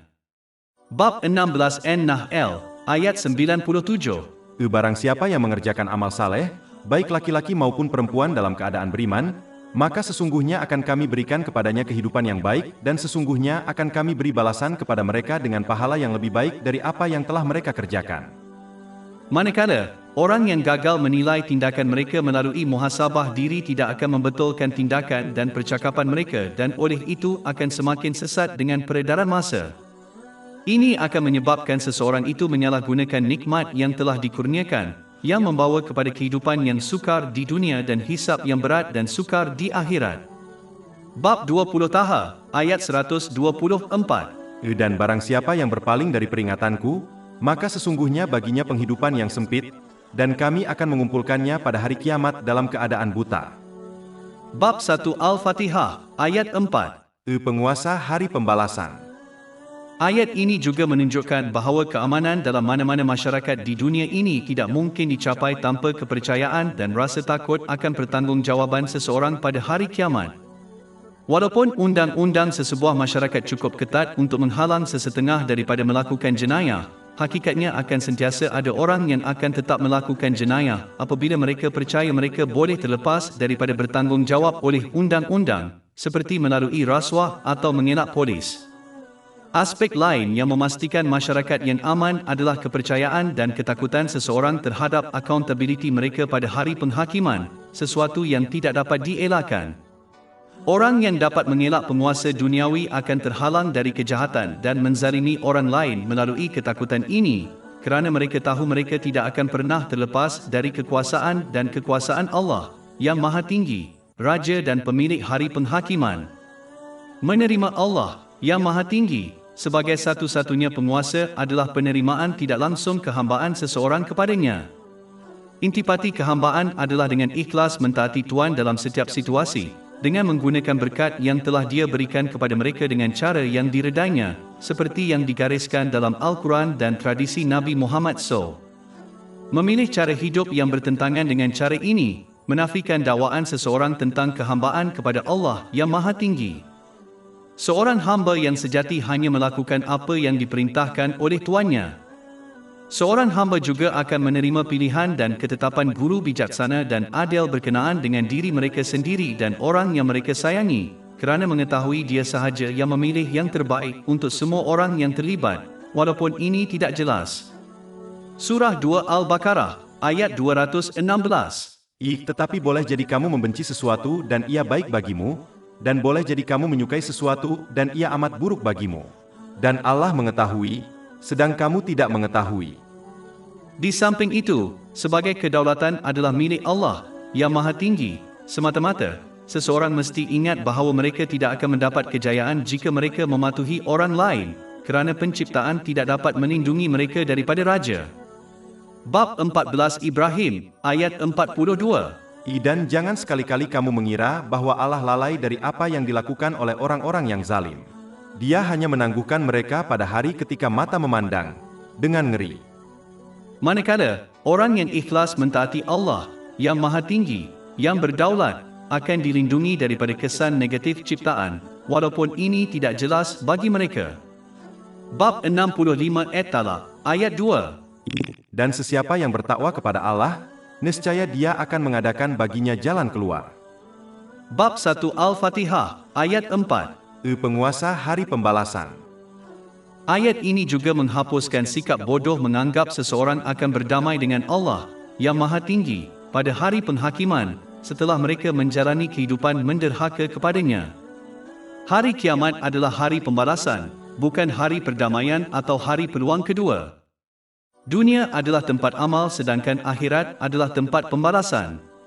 Seseorang itu tidak boleh tertipu dengan berfikir bahawa mereka boleh hidup mengikut kod tingkah laku berdasarkan keinginan, media sosial, fashion dan budaya mereka sendiri dan masih menganggap mereka akan memperoleh kejayaan pada hari penghakiman.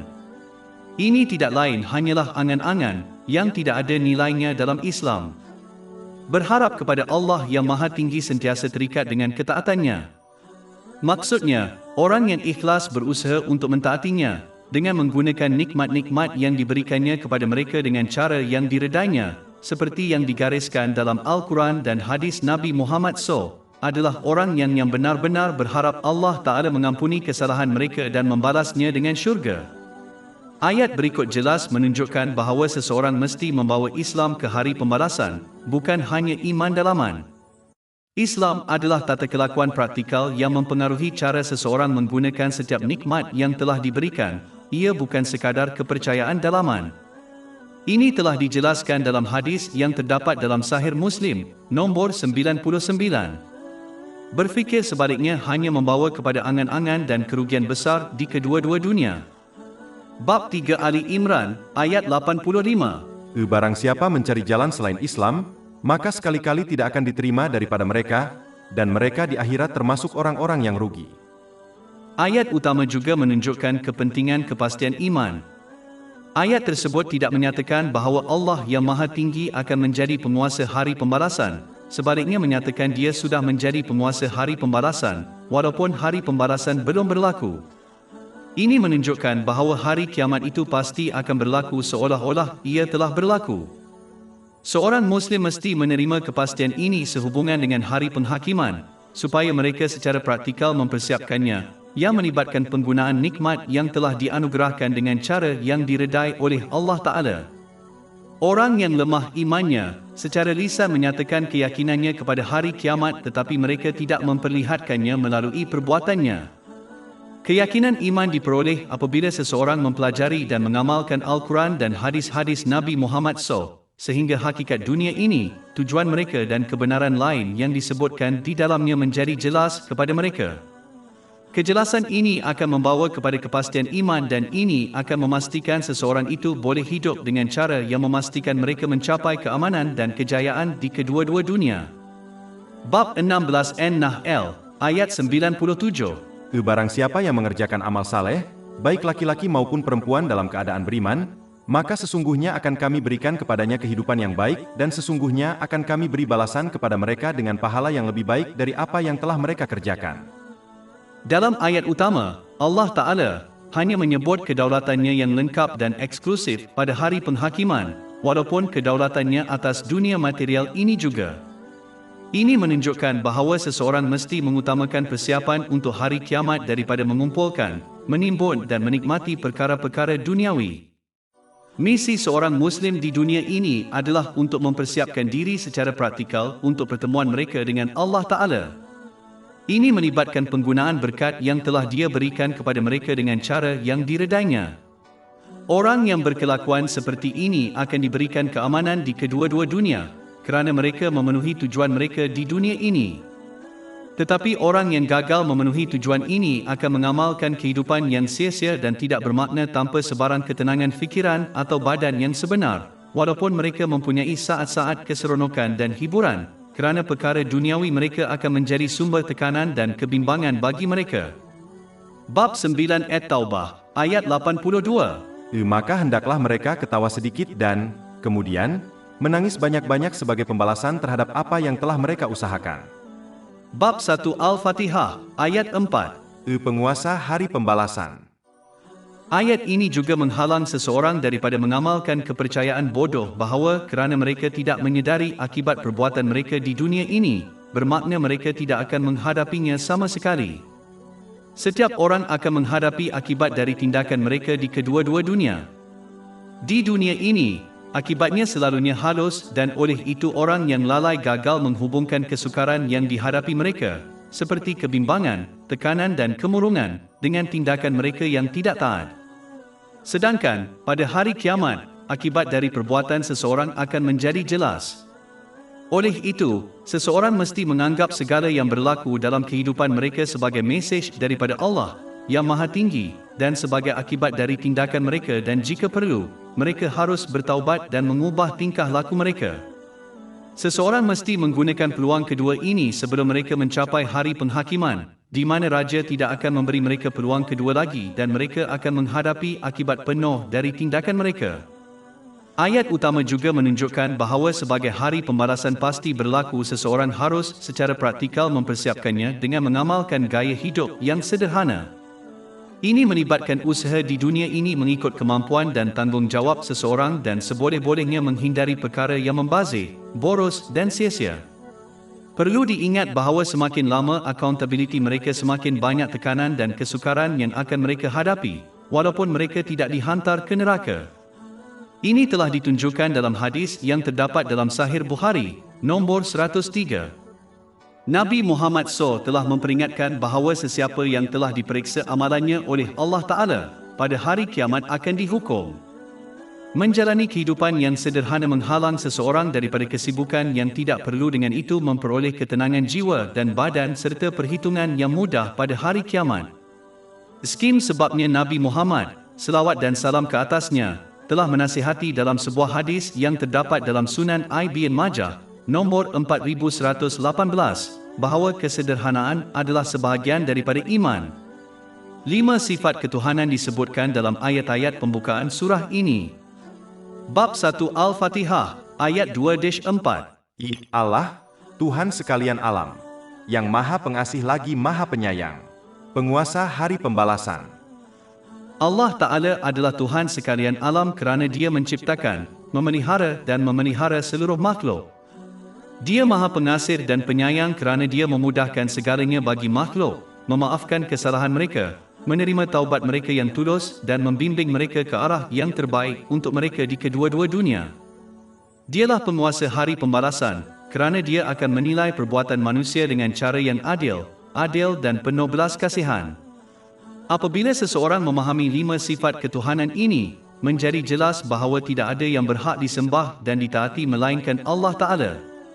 Kesaksian ini diwujudkan dengan menggunakan berkat yang telah dianugerahkan oleh Allah Ta'ala, dengan cara yang diredainya, seperti yang digariskan dalam Al-Quran dan tradisi Nabi Muhammad SAW. Akhirnya, hari pembalasan adalah sesuatu yang mesti berlaku, walaupun mengikut logik. Jika seseorang memerhatikan langit dan bumi, mereka akan mengenal pasti dengan jelas banyak contoh sistem yang seimbang. Contohnya, matahari berada pada jarak yang seimbang dan sempurna dari bumi. Sekiranya matahari berada pada jarak yang berbeza dari bumi, bumi boleh didiami. Kitaran air adalah satu lagi contoh sistem seimbang sempurna. Ia melibatkan penyejatan air dari laut dan lautan ke atmosfera yang kemudiannya terpeluap untuk menghasilkan hujan. Sistem ini penting untuk kehidupan di bumi. Bumi itu sendiri dicipta dengan cara yang seimbang. Di satu pihak, ia membolehkan benih yang lemah tumbuh dan menembusi permukaannya untuk menyediakan peruntukan untuk penciptaan. Sebaliknya, bumi sangat padat sehingga bangunan tinggi boleh dibina di atasnya, yang penting untuk kemajuan. Jika seseorang memerhati lautan, mereka akan mengenal pasti sistem yang seimbang dengan sempurna. Ketumpatan air yang seimbang membolehkan kapal besar berlayar di permukaannya, yang diperlukan untuk berdagang dan mengembara, sambil membenarkan hidupan laut berkembang maju di dalamnya. Tetapi ada satu perkara utama yang tidak seimbang di dunia ini, perbuatan orang. Seseorang sering memerhatikan bagaimana penindas terlepas daripada hukuman di dunia ini. Sebaliknya, terdapat banyak orang yang menghadapi penganiayaan dan kesukaran lain dengan kesabaran tetapi tidak menerima ganjaran penuh yang sepatutnya. Ramai orang Islam yang ikhlas mentaati Allah, yang Maha Tinggi, dengan menggunakan nikmat yang telah diberikan kepada mereka dengan cara yang diredainya, seperti yang digariskan dalam Al-Quran dan tradisi Nabi Muhammad SAW. Sering menghadapi ujian di dunia ini dan hanya menerima sebahagian kecil daripada pahala mereka, sedangkan mereka yang secara terang-terangan menderhaka kepada Allah, yang Maha Agung, menikmati kemewahan dunia ini dan dalam beberapa keadaan menghadapi sedikit kesulitan. Allah, yang Maha Tinggi, tidak akan menubuhkan banyak sistem yang seimbang dengan sempurna di alam semesta tetapi mengabaikan ketidakseimbangan yang terdapat dalam tindakan manusia. Mengimbangi tindakan orang jelas tidak berlaku di dunia ini, oleh itu ia mesti berlaku pada masa yang lain, hari pembalasan. Allah, yang Maha Tinggi, dapat memberi ganjaran dan menghukum sepenuhnya di dunia ini. Tetapi salah satu hikmah di sebalik tidak berbuat demikian ditunjukkan oleh ayat sebelumnya. Maksudnya, daripada segera menghukum seseorang mengikut perbuatannya, Allah Ta'ala memberi banyak peluang supaya mereka bertaubat dan memperbaiki kelakuannya dengan ikhlas. Bab 1 Al-Fatihah, ayat 3. Yang Maha Pengasih lagi Maha Penyayang. Dan surah 35 Fatih, ayat 45. Dan sekiranya Allah menimpakan kesalahan kepada manusia atas apa yang mereka usahakan, niscaya Dia tidak akan meninggalkan di atasnya bumi sesuatu makhluk. Tetapi Dia menangguhkan mereka untuk tempo yang ditentukan. Dan apabila tiba masanya, maka sesungguhnya Allah sentiasa melihat hamba-hambanya. Dia tidak memberi ganjaran sepenuhnya kepada orang yang berbuat baik di dunia ini, kerana dunia ini bukanlah syurga. Selain itu, percaya kepada yang gaib, ganjaran yang lengkap menanti seorang Muslim di akhirat, adalah aspek penting dalam Islam. Sebenarnya kepercayaan kepada yang gaib skim yang menjadikan iman itu istimewa. Percaya kepada sesuatu yang tidak tersembunyi dan boleh dilihat melalui panca indera, seperti menerima ganjaran penuh di dunia material ini, tidaklah begitu istimewa. Agar hari penghakiman bermula, dunia material ini mesti sampai ke penghujungnya. Ini kerana hukuman dan ganjaran hanya boleh diberikan setelah semua orang selesai melakukan perbuatan itu. Oleh itu, hari pembalasan mesti berlaku, mengikut tanda-tanda di alam semesta, dan hanya akan berlaku apabila dunia ini berakhir. Bab 1, Al-Fatihah, ayat 5. Engkaulah yang kami sembah, dan kepada Engkaulah kami meminta pertolongan. Sebagaimana Allah yang Maha Agung, mencipta, memelihara dan memelihara makhluk, Dia sahaja yang layak disembah dan ditaati. Ibadah melampaui ibadah, seperti solat atau membaca Al-Quran. Hakikat ibadah adalah ketaatan. Artinya, mentaati Allah Ta'ala dalam setiap keadaan yang dihadapi dan setiap keberkatan telah dianugerahkan, sebagaimana yang digariskan dalam Al-Quran dan hadis Nabi Muhammad SAW. Sesiapa yang tidak berkelakuan seperti ini, dia tidak beribadah kepada Allah Ta'ala dengan betul, walaupun mereka solat dan berpuasa. Kerana Allah, yang Maha Tinggi, tidak memerintahkan sesuatu yang tidak dapat dipenuhi oleh seseorang, Ia tidak meninggalkan seseorang itu tanpa alasan jika mereka gagal untuk beribadah dan mentaatinya dengan ikhlas dengan cara ini. Surah 2 Al-Baqarah, ayat 286. Allah tidak membebani seseorang melainkan sesuai dengan kemampuannya. Oleh kerana struktur ayat utama menyebut Allah Ta'ala sebelum beribadah, adalah penting bahawa ibadah seseorang itu ikhlas kerana Allah Ta'ala dan bukan untuk perkara duniawi. Adalah terpuji untuk menyembah Allah Ta'ala kerana perkara-perkara yang ditunjukkan dalam ajaran Islam, seperti syurga, tetapi seseorang harus menghindari menyembahnya demi perkara-perkara duniawi yang lain. Oleh kerana rabun jauh dan kurang pengetahuan, seseorang tidak tahu apa yang terbaik untuk mereka. Oleh itu, adalah lebih baik untuk mengelak daripada menyembah Allah, yang Maha Tinggi, untuk mendapatkan perkara-perkara duniawi, sedangkan seseorang tidak tahu apa yang terbaik untuknya. Di samping itu, orang yang beribadah kepada Allah Ta'ala kerana perkara duniawi akan sering merasa kecewa jika tidak memperoleh apa yang diingini. Ini boleh menyebabkan seseorang itu mentaati dan menyembah Allah Ta'ala di tepi, di mana mereka hanya reda apabila keinginan mereka dipenuhi dan menjadi mara apabila ini tidak berlaku. Orang ini tidak menyembah selain hawa nafsunya, walaupun dia bersujud kepada Allah Ta'ala. Surah 22 Al-Hajj, ayat 11. Dan di antara manusia, ada yang menyembah Allah di tepinya. Jika dia disentuh oleh kebaikan, dia ditenangkan olehnya. Tetapi jika dia ditimpa ujian, dia memalingkan mukanya. Dia telah kehilangan, ini, dunia dan akhirat. Itulah kerugian yang nyata. Surah 1 Al-Fatihah, ayat 5. Engkaulah yang kami sembah. Kata ganti orang kedua yang digunakan di sini menunjukkan bahawa seseorang harus berusaha untuk mencapai tahap kecemerlangan iman, di mana mereka menyembah Allah, yang Maha Tinggi, seolah-olah mereka dapat memerhatikan Dia yang memerhati mereka. Ini telah dibincangkan dalam sebuah hadis yang terdapat dalam Sahih Muslim, nombor 99.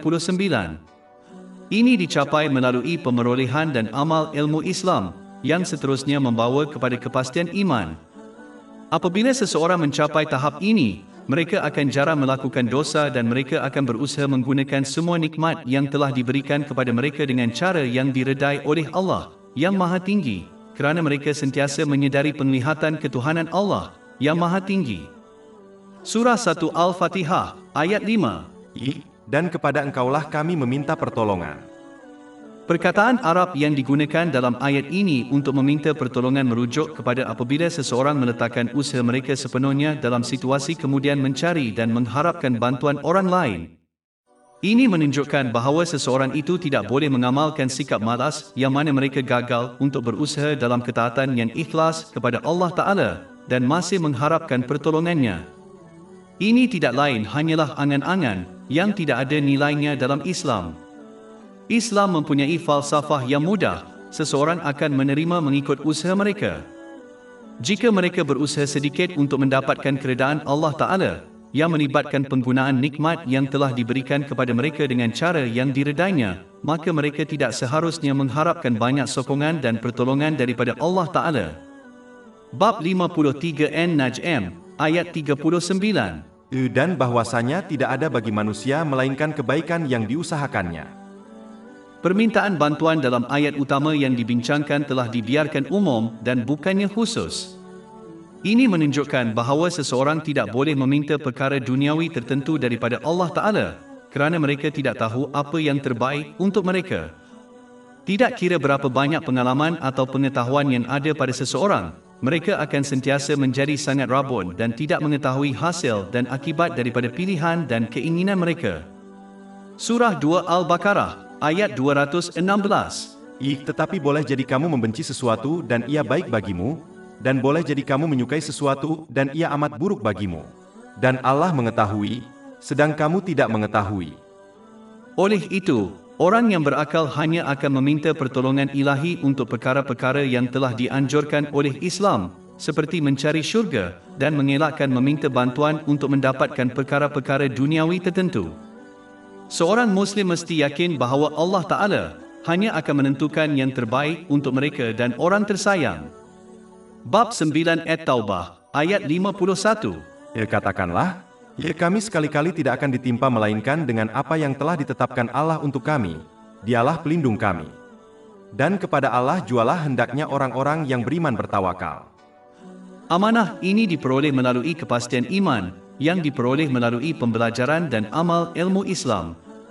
Surah 1 Al-Fatihah, ayat 5. Dan kepada engkaulah kami meminta pertolongan. Ini juga mendorong seseorang untuk menggunakan cara yang telah disediakan oleh Allah Ta'ala menurut ajaran Islam dan kemudian bergantung kepada pertolongan Allah Ta'ala dalam semua urusan mereka. Seseorang harus mengelak daripada bergantung pada orang sebanyak mungkin kerana orang sering mengecewakan satu sama lain. Apabila seseorang terlalu bergantung kepada orang lain, seperti saudara mara mereka, mereka akhirnya akan dikecewakan oleh mereka kerana tidak ada orang yang sempurna. Ini boleh membawa kepada kepahitan dan keretakan hubungan antara orang dan ia boleh mendorong seseorang untuk mengelak daripada memenuhi hak orang lain. Orang yang secara praktikal berusaha dalam ketaatan kepada Allah yang Maha Tinggi dengan menggunakan nikmat yang telah Dia berikan kepada mereka dengan cara yang diredainya dan kemudian bergantung pada pertolongannya akan mendapat petunjuk dengan betul melalui semua situasi walaupun ini tidak jelas baginya. Mereka Bab 65 At-Talaq, ayat 3. Dan sesiapa yang bertawakal kepada Allah, maka cukuplah dia baginya. Surah 1 Al-Fatihah, ayat 5. Engkaulah yang kami sembah dan kepada engkaulah kami meminta pertolongan. Oleh kerana bentuk jamak digunakan untuk manusia, ia menunjukkan bahawa seseorang tidak boleh berbangga dengan ketaatan mereka kepada Allah yang Maha Agung, kerana mereka hanyalah seorang di antara hamba-hamba Allah yang ikhlas dan berbakti yang tak terhitung jumlahnya, seperti para malaikat. Seorang Muslim mesti tetap bersyukur kerana mereka telah diberi ilham, keupayaan, peluang dan kekuatan untuk mentaati Allah. Mereka mesti menunjukkan rasa syukur ini dengan terus ikhlas mentaatinya dalam apa jua keadaan. Ini melibatkan penggunaan berkat yang telah Dia berikan kepada mereka dengan cara yang diredainya. Ini membawa kepada lebih banyak keberkatan di kedua-dua dunia. Bab 14 Ibrahim, ayat 7. Dan, ingatlah, ketika Tuhanmu memaklumkan, sesungguhnya jika kamu bersyukur, pasti kami akan menambah nikmat kepadamu. Ayat utama juga menunjukkan syarat untuk mendapatkan sokongan dan pertolongan ilahi dalam semua urusan seseorang, ketaatan kepada Allah yang Maha Tinggi. Ini melibatkan penggunaan berkat yang telah dianugerahkan dengan cara yang diredainya. Sesiapa yang mentaati Allah Ta'ala akan diberi kuasa olehnya untuk berjaya mengatasi setiap keadaan yang mereka hadapi, yang melibatkan kesabaran semasa susah dan bersyukur ketika senang, dan mereka akan diberi perlindungannya di kedua-dua dunia. Ini telah dinasihatkan dalam hadis yang terdapat dalam Sahih Bukhari, nombor 6502. Setiap orang mengalami 3 keadaan: masa lalu, sekarang dan masa depan. Berkenaan dengan masa lalu dan masa kini, ayat 2 dan 3 surah 1 Al-Fatihah mengingatkan umat Islam bahawa mereka berhutang segala-galanya kepada Allah yang Maha Agung, kerana Dia sahaja yang menciptakan, memelihara dan memberi mereka rezeki. Dia sahaja yang dapat mengampuni dosa-dosa masa lalu seseorang dan membimbing mereka pada masa kini dan akan datang kepada apa yang bermanfaat untuk mereka di kedua-dua dunia. Bab 1 Al-Fatihah, ayat 2-3. Segala puji bagi Allah, yang Maha Pengasih lagi Maha Penyayang. Ayat 4 surah 1 Al-Fatihah menunjukkan bahawa kerana tidak ada yang dapat menolong seseorang pada hari kiamat kecuali Allah Ta'ala, mereka bergantung sepenuhnya kepadanya pada hari yang tidak dapat dielakkan ini. Bab 1 Al-Fatihah, ayat 4. Penguasa hari pembalasan.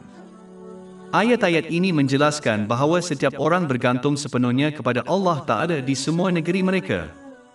Ayat utama yang dibincangkan melengkapkan ini dengan menyatakan bahawa hanya Allah, yang Maha Tinggi, layak untuk ditaati dan disembah dan seseorang hanya boleh mendapatkan pertolongan dalam setiap keadaan daripadanya sahaja. Surah 1 Al-Fatihah, ayat 5. Engkaulah yang kami sembah dan kepada Engkaulah kami meminta pertolongan. Oleh itu, jika seorang Muslim ingin mendapatkan pertolongan dan keberkatan ilahi dalam setiap keadaan yang mereka alami, masa lalu, sekarang dan akan datang, mereka mesti tulus mentaati Allah Ta'ala dengan menggunakan nikmat yang telah dikurniakan kepada mereka dengan cara yang diredainya, seperti yang digariskan dalam Al-Quran dan hadis Nabi Muhammad SAW. Surah 1 Al-Fatihah, ayat 5. Engkaulah yang kami sembah dan kepada Engkaulah kami meminta pertolongan. Ayat ini juga menunjukkan bahawa tujuan penciptaan seseorang adalah untuk mentaati Allah Ta'ala dengan ikhlas. Bab 51 Ad-Dariyat, ayat 56. Ayat ini juga menunjukkan bahawa tujuan penciptaan seseorang adalah untuk mentaati Allah Ta'ala dengan ikhlas. Bab 51 Ad-Dariyat, ayat 56. Seseorang mesti mengingati ini apabila mereka meminta pertolongan daripada Allah, yang Maha Tinggi, dengan mendapatkan perkara dunia yang mereka inginkan. Bermaksud, usaha seseorang di dunia ini untuk mendapatkan harta dunia, seperti rezeki, hendaklah dilakukan dengan matlamat untuk mentaati Allah Ta'ala dengan ikhlas, kerana ini adalah tujuan mereka. Ini dicapai apabila seseorang dengan ikhlas menunaikan perintah Allah Ta'ala, meninggalkan larangannya dan menghadapi takdir dengan sabar mengikut hadis Nabi Muhammad SAW. Surah 1 Al-Fatihah, ayat 5. Engkaulah yang kami sembah dan kepada Engkaulah kami meminta pertolongan. Boleh dikatakan, matlamat terbesar yang ingin dicapai oleh seseorang di dunia ini, yang memerlukan pertolongan Allah Ta'ala, ialah ketenangan jiwa dan badan. Orang ramai boleh mencari ini di pelbagai tempat, seperti kekayaan atau kemasyhuran atau keluarga, namun matlamat utama dalam setiap kes adalah untuk mendapatkan ketenangan fikiran dan badan. Ayat utama menjelaskan bahawa seseorang tidak akan mencapai matlamat utama ini, atau yang lain, jika mereka gagal untuk mentaati Allah dengan ikhlas. Ini melibatkan penggunaan berkat yang telah Dia berikan kepada mereka dengan cara yang diredainya. Bab 20 Taha, ayat 124. Dan barang siapa yang berpaling dari peringatanku, maka sesungguhnya baginya penghidupan yang sempit, dan kami akan mengumpulkannya pada hari kiamat dalam keadaan buta. Seseorang tidak boleh tertipu untuk mempercayai dengan ikhlas mentaati Allah, yang Maha Tinggi, akan menghalang mereka daripada ketenangan fikiran, kerana kedamaian ini tidak terletak pada memenuhi semua keinginan seseorang. Agama bertujuan untuk menghilangkan beban tekanan, kebimbangan dan gangguan mental lain yang merupakan akibat dari usaha untuk memenuhi semua keinginan seseorang di dunia ini. Agama bertujuan untuk meletakkan seseorang pada kod tingkah laku yang sihat, seperti seorang doktor meletakkan pesakit mereka pada pelan diet yang sihat. Ia tidak memerlukan seorang jenius untuk mengetahui bahawa jika pesakit ini mengabaikan nasihat doktor mereka dan sebaliknya menuruti semua keinginan mereka, mereka akan berakhir dengan kesihatan mental dan fizikal yang lemah, seperti diabetes, darah tinggi, kegagalan jantung, kemurungan DLL. Manakala, orang yang mengikut rancangan doktornya, walaupun ia menghalang mereka daripada memenuhi semua keinginan mereka, akan memperoleh minda dan badan yang sihat. Begitu juga, orang yang mengikut tata susila Islam akan mencapai ketenangan jiwa dan badan di kedua-dua dunia. Bab 16 An-Nahl, ayat 97. Barang siapa yang mengerjakan amal saleh, baik laki-laki maupun perempuan dalam keadaan beriman, maka sesungguhnya akan kami berikan kepadanya kehidupan yang baik, dan sesungguhnya akan kami beri balasan kepada mereka dengan pahala yang lebih baik dari apa yang telah mereka kerjakan. Surah 1 Al-Fatihah, ayat 5. Engkaulah yang kami sembah, dan kepada Engkaulah kami meminta pertolongan. Bentuk jamak yang digunakan menunjukkan kepentingan perpaduan. Ini bermakna bahawa umat Islam mesti bersatu dalam satu tata kelakuan yang menggariskan cara menyembah dan mentaati Allah, yang Maha Agung, dan cara memohon pertolongannya dalam semua urusan mereka. Ketua kumpulan yang bersatu ini adalah yang terpilih dari kalangan makhluk, Nabi Muhammad SAW. Bab 3 Ali Imran, ayat 31. Katakanlah, Nabi Muhammad Shallallahu Alaihi Wasallam, jika kamu mencintai Allah, ikutilah aku, niscaya Allah mengasihi kamu dan mengampuni dosa-dosamu. Dan surah 33 Al-Ahzab, ayat 21. Sungguh telah ada pada diri Rasulullah itu suri teladan yang baik bagimu bagi orang yang mengharap Allah dan hari akhir serta banyak mengingat Allah. Dan surah 59 Al-Hasyr, ayat 7. Dan apa yang diberikan Rasul kepadamu maka ambillah, dan apa yang dilarangnya bagimu maka tinggalkanlah. Oleh itu, seseorang itu tidak boleh cuba untuk mencorak haluan mereka sendiri berkenaan dengan urusan duniawi atau agama mereka dan sebaliknya berpegang teguh kepada Al-Quran dan tradisi Nabi Muhammad, selawat dan salam ke atas baginda. Sebenarnya, Nabi Muhammad SAW telah memperingatkan dalam hadis yang terdapat dalam Sunan Abu Daud, nombor 4606, bahawa apa-apa perkara yang tidak berakar pada dua sumber hidayah ini akan ditolak oleh Allah Ta'ala. Bab 3 Ali Imran, ayat 85. Dan barang siapa yang menghendaki selain Islam sebagai agama, maka sekali-kali tidak akan diterima daripadanya, dan dia di akhirat termasuk orang-orang yang rugi. Ayat utama juga menunjukkan bahawa pertolongan mesti dipohon daripada Allah, yang Maha Tinggi, semata-mata, melalui ketaatannya yang ikhlas, yang melibatkan penggunaan nikmat yang telah dianugerahkan dengan cara yang diredainya. Pertolongan orang lain hanya boleh dicari apabila ia berjalan selari dengan ajaran Islam, kerana dunia ini telah dicipta dengan cara yang memerlukan antara satu sama lain. Tetapi seseorang harus menghindari kepribadian agama yang bertindak sebagai penghalang antara Allah, yang Maha Mulia, dan manusia dan mengharapkan orang ramai mencium tangan mereka dan mematuhi mereka tanpa ragu-ragu supaya mereka boleh mendapatkan pertolongan Allah, yang Maha Tinggi, bagi pihak mereka. Ini adalah kesesatan, kerana Nabi-Nabi bukanlah penghalang antara Allah, yang Maha Tinggi, dan makhluk. Mereka adalah pembimbing, yang menunjukkan jalan yang menuju kepada Allah yang Maha Tinggi. Maksudnya, mereka mengajar manusia bagaimana cara untuk mendapatkan keredaan Allah, dan mereka tidak mengajar dan tidak mengharapkan orang lain untuk menyenangkan mereka. Inilah perbezaan antara pembimbing rohani yang tulen dan mereka yang bertindak sebagai penghalang dan penjaga pintu antara Allah, yang Maha Tinggi, dan manusia. Bab 1, Al-Fatihah, ayat 6. Tunjukilah kami ke jalan yang lurus. Ayat ini menunjukkan perkara yang paling penting seseorang mesti meminta pertolongan daripada Allah Ta'ala untuk mendapatkannya. Surah 1 Al-Fatihah, ayat 5. Engkaulah yang kami sembah dan kepada engkaulah kami meminta pertolongan. Oleh itu, ini mengingatkan umat Islam bahawa matlamat utama mereka di dunia ini bukanlah untuk dibimbing kepada perkara duniawi, seperti harta dan kuasa, tetapi sebaliknya berusaha untuk mencapai petunjuk yang akan memastikan mereka memperoleh ketenangan jiwa dan badan di kedua-dua dunia. Ini hanya dicapai apabila seseorang menempuh jalan yang dipilih oleh Allah Ta'ala. Ini adalah jalan Nabi Muhammad SAW. Bab 3 Ali Imran, ayat 31. Katakanlah, Nabi Muhammad Shallallahu Alaihi Wasallam, jika kamu mencintai Allah, ikutilah aku, niscaya Allah mengasihi kamu dan mengampuni dosa-dosamu. Tetapi adalah penting untuk ambil perhatian bahawa laluan hanya berguna apabila seseorang melaluinya. Sekadar mempercayai jalan itu wujud dan mempunyai pengetahuan tentang jalan itu tidak cukup baik untuk sampai ke destinasi yang diingini. Seseorang mesti secara praktikal menyusuri laluan untuk sampai ke destinasi yang diingini.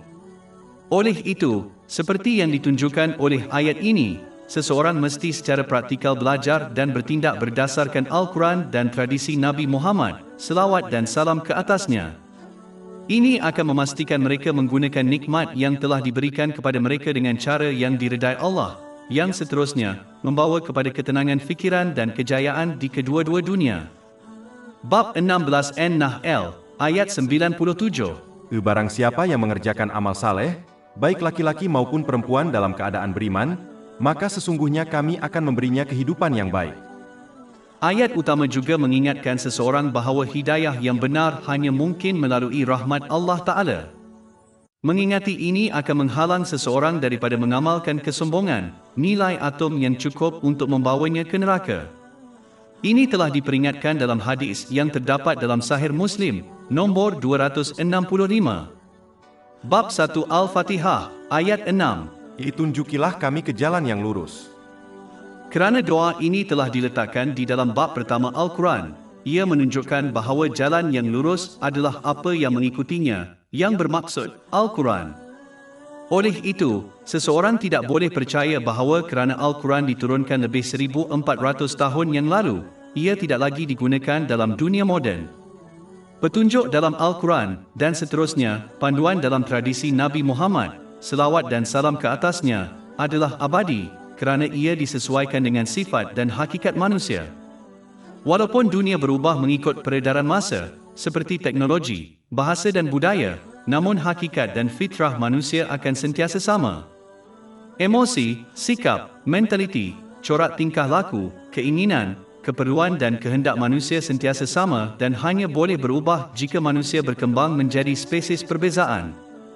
Oleh kerana ini tidak akan pernah berlaku, maka petunjuk Al-Quran, yang bertujuan untuk fitrah manusia, oleh itu kekal abadi. Ini adalah sesuatu yang menjadi jelas kepada sesiapa yang mempelajari ajarannya. Oleh itu, seseorang mesti berusaha dengan ikhlas untuk mempelajari dan mengamalkan Al-Quran dan tradisi Nabi Muhammad SAW, agar mereka menerapkan ajaran ini ke dalam setiap aspek kehidupan mereka. Ini membawa kepada ketenangan fikiran dan badan di kedua-dua dunia. Bab 16 An-Nahl, ayat 97. Barang siapa yang mengerjakan amal saleh, baik laki-laki maupun perempuan dalam keadaan beriman, maka sesungguhnya akan kami berikan kepadanya kehidupan yang baik dan sesungguhnya akan kami beri balasan kepada mereka dengan pahala yang lebih baik dari apa yang telah mereka kerjakan. Bab 1 Al-Fatihah, ayat 6. Tunjukilah kami ke jalan yang lurus. Jalan yang lurus ialah kehidupan yang seimbang di mana seseorang menunaikan kewajipannya kepada Allah Ta'ala dan manusia serta menikmati kenikmatan yang halal di dunia ini. Tetapi kerana untuk mendapatkan kehidupan yang seimbang dengan sempurna adalah sukar, seseorang harus sentiasa bersandar kepada menggunakan nikmat yang telah diberikan kepada mereka dengan cara yang diredai Allah, yang Maha Tinggi, daripada menikmati keseronokan yang halal di dunia ini. Ini akan memastikan seseorang itu kekal dalam zon selamat, walaupun kadang-kadang tersandung dan melakukan dosa. Sedangkan orang yang berlebih-lebihan dengan kenikmatan yang halal akan lebih cenderung melakukan dosa dan tersasar dari jalan yang benar. Surah 87 Al-A'la, ayat 16-17. Tetapi kamu lebih mengutamakan kehidupan dunia, sedangkan akhirat itu lebih baik dan lebih kekal. Bab 1 Al-Fatihah, ayat 6. Tunjukilah kami ke jalan yang lurus. Pada hari kiamat, manusia akan diperintahkan untuk menyeberangi jambatan yang akan didirikan di atas neraka. Orang yang berjaya melintasinya akan sampai ke syurga dan sesiapa yang tidak akan jatuh ke dalam neraka. Jambatan hari kiamat telah banyak dibincangkan dalam hadis, seperti yang terdapat dalam Sahih Bukhari, nombor 6573. Hadis ini memberi amaran bahawa manusia akan menghadapi kesukaran di atas jambatan ini mengikut amalan mereka. Sebahagian akan dicampakkan ke dalam neraka kerana amalan mereka dan sebahagian lagi akan ditimpa siksaan dan kesukaran yang besar sebelum mereka menyeberangi jambatan dan sampai ke syurga. Orang lain akan menghadapi lebih sedikit kesukaran dan mereka yang ikhlas mentaati Allah, yang Maha Agung, akan dilindungi daripada bahaya. Perkara yang perlu diingat ialah setiap orang akan menyeberangi tisyen hari kiamat mengikut ketepatan mereka menempuh jalan yang lurus di dunia ini. Orang yang berjalan di jalan yang lurus di dunia ini, dengan menggunakan nikmat yang telah dianugerahkan kepada mereka dengan cara yang diredai Allah Ta'ala, sebagaimana yang digariskan dalam Al-Quran dan hadis Nabi Muhammad SAW, akan mendapat perlindungan daripada segala bahaya apabila mereka tidak melintasi tisyen hari penghakiman. Bab 16 An-Nahl, ayat 97. Barang siapa yang mengerjakan amal saleh, baik laki-laki maupun perempuan dalam keadaan beriman, maka sesungguhnya akan kami berikan kepadanya kehidupan yang baik dan sesungguhnya akan kami beri balasan kepada mereka dengan pahala yang lebih baik dari apa yang telah mereka kerjakan. Tetapi orang-orang yang tersasar dari jalan yang lurus di dunia ini, dengan menyalahgunakan nikmat yang telah dikurniakan, akan menghadapi kesukaran apabila mereka tidak melintasi tisyen hari kiamat. Bab 20 Taha, ayat 124-126. Dan barang siapa yang berpaling dari peringatanku, maka sesungguhnya baginya penghidupan yang sempit, dan kami akan mengumpulkannya pada hari kiamat dalam keadaan buta. Dia akan berkata, "Ya Tuhanku, mengapa Engkau menghimpunkan aku dalam keadaan buta, padahal aku dahulunya adalah seorang yang melihat?" Allah berfirman, demikianlah telah datang kepadamu ayat-ayat kami, lalu kamu melupakannya, dan demikian pula kamu pada hari ini dilupakan. Walaupun seorang Muslim menunaikan semua kewajipan mereka terhadap Allah, yang Maha Mulia, dan makhluk, mereka tetap bersungguh-sungguh memohon petunjuk yang benar melalui ayat utama yang dibincangkan. Ini menunjukkan pentingnya memperkukuh iman seseorang secara berperingkat. Ini akan memastikan seseorang mengekalkan ketaatan mereka yang tulus kepada Allah, yang Maha Tinggi, yang melibatkan penggunaan berkat yang telah Dia berikan kepada mereka dengan cara yang diredainya, seperti yang digariskan dalam Al-Quran dan tradisi Nabi Muhammad, selawat dan salam ke atasnya. Mengukuhkan iman seseorang melibatkan pembelajaran dan amalan Al-Quran dan tradisi Nabi Muhammad SAW. Bab 1 Al-Fatihah, ayat 6. Tunjukilah kami ke jalan yang lurus. Oleh kerana doa ini dalam bentuk jama', ia menunjukkan bahawa seseorang itu bukan sahaja harus mengambil berat tentang petunjuk mereka sendiri tetapi juga membantu orang lain untuk mencapai jalan yang lurus, seperti tanggungan mereka.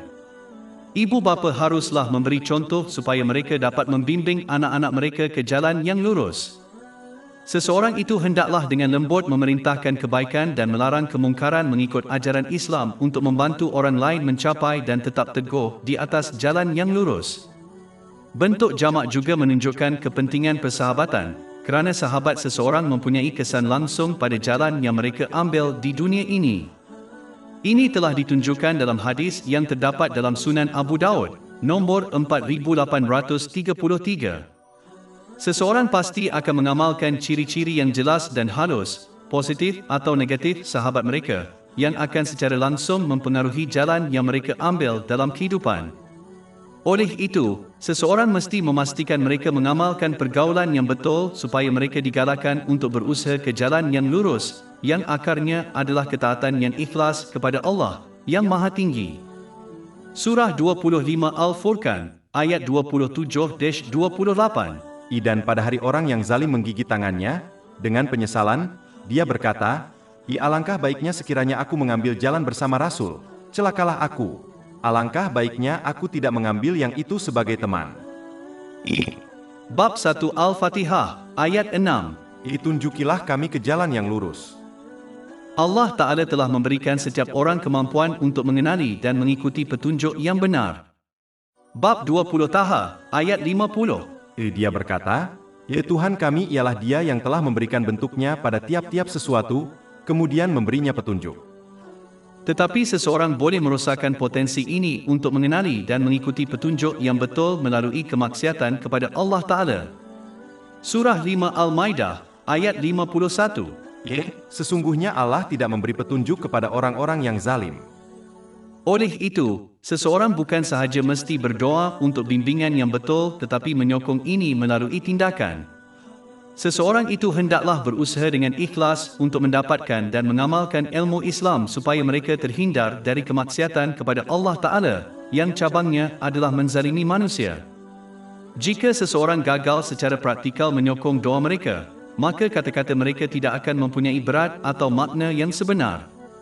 Bab 35 Fatih, ayat 10. Kepada nyala naik perkataan yang baik, dan amal soleh meninggi anya. Tetapi orang-orang yang merancang kejahatan akan mendapat azab yang berat, dan tipu daya mereka itu akan binasa. Baginda Nabi Muhammad SAW sangat menekankan bacaan surah 1 Al-Fatihah dalam setiap rakaat solat. Ini telah disahkan dalam hadis yang terdapat dalam Sunan An-Nasai, nombor 910. Ini menunjukkan bahawa seseorang mesti sentiasa mengingatkan dirinya tentang tujuan utama mereka, untuk mencari dan menempur jalan yang lurus, yang membawa kepada ketenangan fikiran dan badan di kedua-dua dunia. Peringatan tetap ini penting kerana orang sering lalai dan sibuk dengan perkara duniawi. Ini adalah salah satu sebab mengapa solat fardu 5 waktu tersebar sepanjang hari. Oleh itu, Seseorang itu mesti sentiasa secara lisan dan praktikal mengingatkan diri sendiri dan orang lain tentang tujuan akhir mereka dengan mengambil sedikit masa dari hari sibuk mereka untuk belajar dan bertindak berdasarkan ilmu Islam supaya mereka memenuhi tujuan mereka.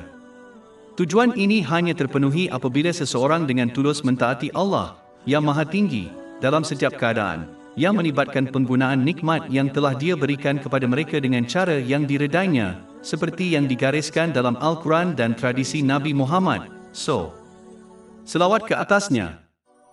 Bab 1, Al-Fatihah, ayat 7 dari 7. Jalan orang-orang yang telah Engkau anugerahkan nikmat kepada mereka, bukan jalan mereka yang dimurkai dan bukan pula jalan mereka yang sesat. Bahagian pertama ayat ini disambungkan kepada surah 4 An-Nisa, ayat 69. Dan barang siapa yang mentaati Allah dan Rasul, mereka itu akan bersama-sama dengan orang-orang yang telah dianugerahi nikmat oleh Allah, yaitu para nabi, orang-orang yang membenarkan kebenaran, orang-orang yang mati syahid dan orang-orang saleh. Ini menjelaskan bahawa seseorang hanya akan mendapat petunjuk yang benar apabila mereka benar-benar taat kepada Allah Ta'ala dan Nabi-Nya Muhammad, selawat dan salam ke atasnya. Ini melibatkan penggunaan berkat yang telah dianugerahkan dengan cara yang diredai oleh Allah Ta'ala, seperti yang digariskan dalam Al-Quran dan tradisi Nabi Muhammad, selawat dan salam ke atas baginda. Di samping itu, untuk mengenali jalan yang betul dan lurus yang ditempuh oleh para nabi, seseorang itu mesti mengkaji kehidupan mereka dan bertindak mengikut ajaran mereka. Inilah sebabnya mengapa nabi-nabi, dibincangkan secara meluas dalam Al-Quran dan tradisi Nabi Muhammad, selawat dan salam ke atasnya. Adalah penting untuk diperhatikan, seseorang itu tidak boleh mengkaji kehidupan mereka demi hiburan, seperti mempelajari kisah-kisah menarik dan ajaib tentang mereka. Seseorang mesti belajar tentang kehidupan mereka untuk mendapatkan bimbingan daripada mereka, supaya mereka dapat menempuh jalan lurus yang sama seperti yang mereka tempuh. Bab 6 Al-An'am, ayat 89-90. Mereka itulah orang-orang yang telah kami berikan kepada mereka Alkitab, kekuasaan dan kenabian. Mereka itulah orang-orang yang telah diberi petunjuk oleh Allah, maka ambillah contoh dari petunjuk mereka. Bab 1 Al-Fatihah, ayat 7. Jalan orang-orang yang telah Engkau anugerahkan nikmat kepada mereka. Memandangkan ilham, kekuatan, pengetahuan dan peluang untuk mendapatkan bimbingan yang betul semuanya datang daripada Allah yang Maha Tinggi. Seseorang itu tidak boleh berbangga. Kesombongan hanya mendorong seseorang untuk memandang rendah orang lain dan menolak kebenaran apabila ia disampaikan kepada mereka. Ini telah diperingatkan dalam hadis yang terdapat dalam Sahih Muslim, nombor 265. Kesombongan hanya akan membawa seseorang keluar dari jalan yang lurus dan menyebabkan mereka masuk neraka dan oleh itu mesti dielakkan. Ayat utama juga menunjukkan bahawa nikmat Allah yang sebenar-benarnya adalah petunjuk ke jalan yang lurus. Ini hanya diperoleh melalui ketaatannya, yang melibatkan penggunaan berkat-berkat yang telah diberikan kepadanya dengan cara yang diredainya. Seseorang tidak boleh tertipu untuk mempercayai perkara duniawi, seperti harta dan keluarga, adalah rahmat jika mereka gagal menggunakannya dengan betul. Surah 23 Al-Mu'minun, ayat 55-56. Apakah mereka menyangka bahawa apa yang kami berikan kepada mereka berupa harta dan anak? Adakah kerana kami segerakan untuk mereka perkara-perkara yang baik? Sebaliknya, mereka tidak menyadari. Sesiapa yang menyalahgunakan nikmat yang telah diberikan kepada mereka akan mendapati bahawa mereka menjadi punca tekanan dan kesengsaraan bagi mereka di kedua-dua dunia. Bab 20 Taha, ayat 124. Dan barang siapa yang berpaling dari peringatanku, maka sesungguhnya baginya penghidupan yang sempit, dan kami akan mengumpulkannya pada hari kiamat dalam keadaan buta. Adalah penting untuk memahami perbezaan antara perkara duniawi yang baik dan buruk supaya seseorang dapat memastikan mereka menggunakan nikmat yang telah diberikan dengan betul supaya mereka mendapat ketenangan fikiran dan badan di kedua-dua dunia. Bab 16 An-Nahl, ayat 97. Barang siapa yang mengerjakan amal saleh, baik laki-laki maupun perempuan dalam keadaan beriman, maka sesungguhnya akan kami berikan kepadanya kehidupan yang baik, dan sesungguhnya akan kami beri balasan kepada mereka dengan pahala yang lebih baik dari apa yang telah mereka kerjakan.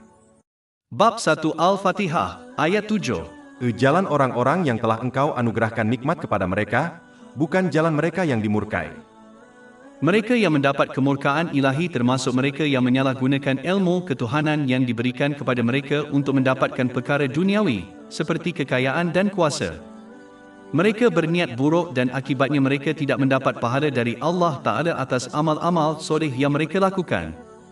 Malah, sebuah hadis yang terdapat dalam Jami' at-Tirmizi, nombor 3154, memberi amaran bahawa orang yang beramal soleh kerana orang lain akan diperintahkan untuk memungut pahala mereka pada hari kiamat daripada orang yang mereka amalkan, yang pada hakikatnya tidak mungkin untuk mendapatkannya. Oleh itu, seorang Muslim mesti mengelakkan akibat ini dengan memastikan niat mereka, apabila beramal, adalah untuk mendapatkan keredaan Allah Ta'ala. Tanda ini ialah mereka tidak boleh mengharapkan atau mengharapkan terima kasih daripada orang. Di samping itu, seorang Muslim mesti berusaha untuk mendapatkan dan mengamalkan ilmu Islam supaya mereka meningkatkan ketaatan mereka kepada Allah SWT, yang melibatkan penggunaan nikmat yang telah dikurniakan dengan cara yang diredainya. Mendakwa Islam dengan lidah dan gagal menyokongnya dengan tindakan membawa kepada kemurkaan ilahi. Bab 61 As-Saf, ayat 3. Amat besar kebencian di sisi Allah ialah kamu mengatakan apa yang tidak kamu kerjakan. Bab 1 Al-Fatihah, ayat 7. Jalan orang-orang yang telah engkau anugerahkan nikmat kepada mereka, bukan jalan orang-orang yang sesat. Ini termasuk mereka yang mengelak daripada mencari dan memenuhi tujuan penciptaan mereka dan sebaliknya hidup tanpa matlamat di dunia ini di mana mereka hanya berusaha untuk memenuhi keinginan mereka, satu demi satu. Akibatnya, mereka mengukir jalan mereka sendiri dalam kehidupan dengan itu menyalahgunakan nikmat yang telah diberikan, yang membawa kepada tekanan dan masalah lebih lanjut bagi mereka di kedua-dua dunia. Bab 20 Taha, ayat 124-126. Dan barang siapa yang berpaling dari peringatanku, maka sesungguhnya baginya penghidupan yang sempit, dan kami akan mengumpulkannya pada hari kiamat dalam keadaan buta. Dia akan berkata, "Ya Tuhanku, mengapa engkau menghimpunkan aku dalam keadaan buta, padahal aku dahulunya adalah seorang yang melihat?" Allah berfirman, demikianlah telah datang kepadamu ayat-ayat kami, lalu kamu melupakannya, dan demikian pula kamu pada hari ini dilupakan. Umat Islam mengelakkan sikap dan akibat ini dengan ikhlas berusaha untuk mendapatkan dan bertindak berdasarkan ilmu Islam supaya mereka mengenali dan memenuhi tujuan mereka. Bab 51 Ad-Dariyat, ayat 56. Dan tidaklah aku ciptakan jin dan manusia melainkan untuk beribadah kepadaku. Tujuan ini hanya terpenuhi apabila seseorang tulus mentaati Allah, yang Maha Tinggi, dengan menggunakan berkat-berkat yang telah diberikan kepada mereka dengan cara yang diredainya, seperti yang digariskan dalam Al-Quran dan tradisi Nabi Muhammad SAW. Oleh itu, tujuan ini melangkaui kewajipan asas yang wajib dalam Islam. Memenuhi tujuan penciptaan membawa kepada ketenangan fikiran dan badan di kedua-dua dunia. Bab 16 An-Nahl, ayat 97. Barang siapa yang mengerjakan amal saleh, baik laki-laki maupun perempuan dalam keadaan beriman, maka sesungguhnya akan kami berikan kepadanya kehidupan yang baik, dan sesungguhnya akan kami beri balasan kepada mereka dengan pahala yang lebih baik dari apa yang telah mereka kerjakan. Bab 1 Al-Fatihah, ayat 7. Jalan orang-orang yang telah engkau anugerahkan nikmat kepada mereka, bukan jalan mereka yang dimurkai dan bukan pula jalan mereka yang sesat. Laluan hidup seseorang ditentukan oleh syarikat yang mereka simpan.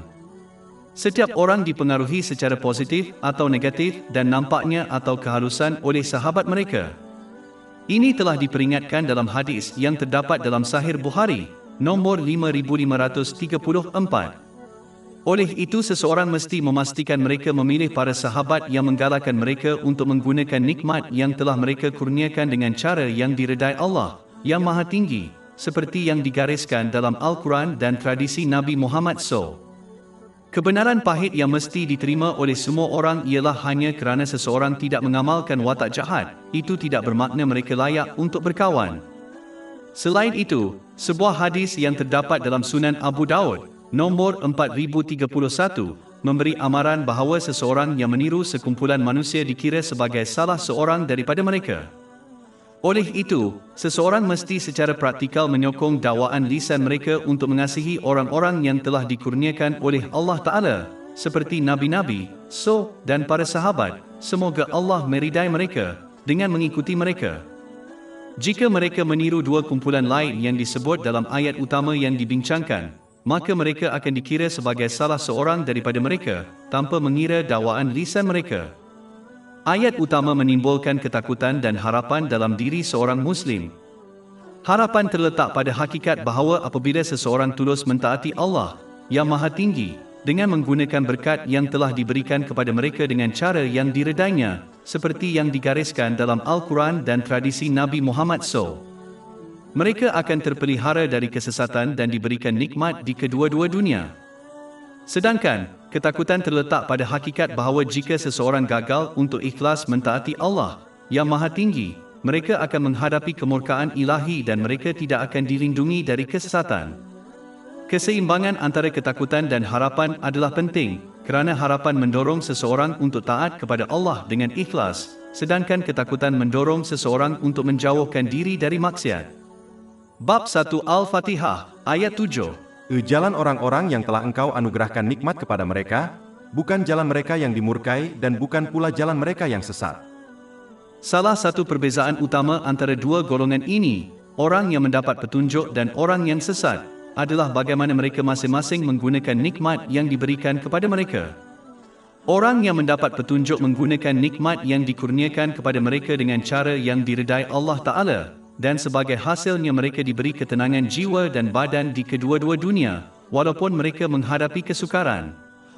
Bab 16 An-Nahl, ayat 97.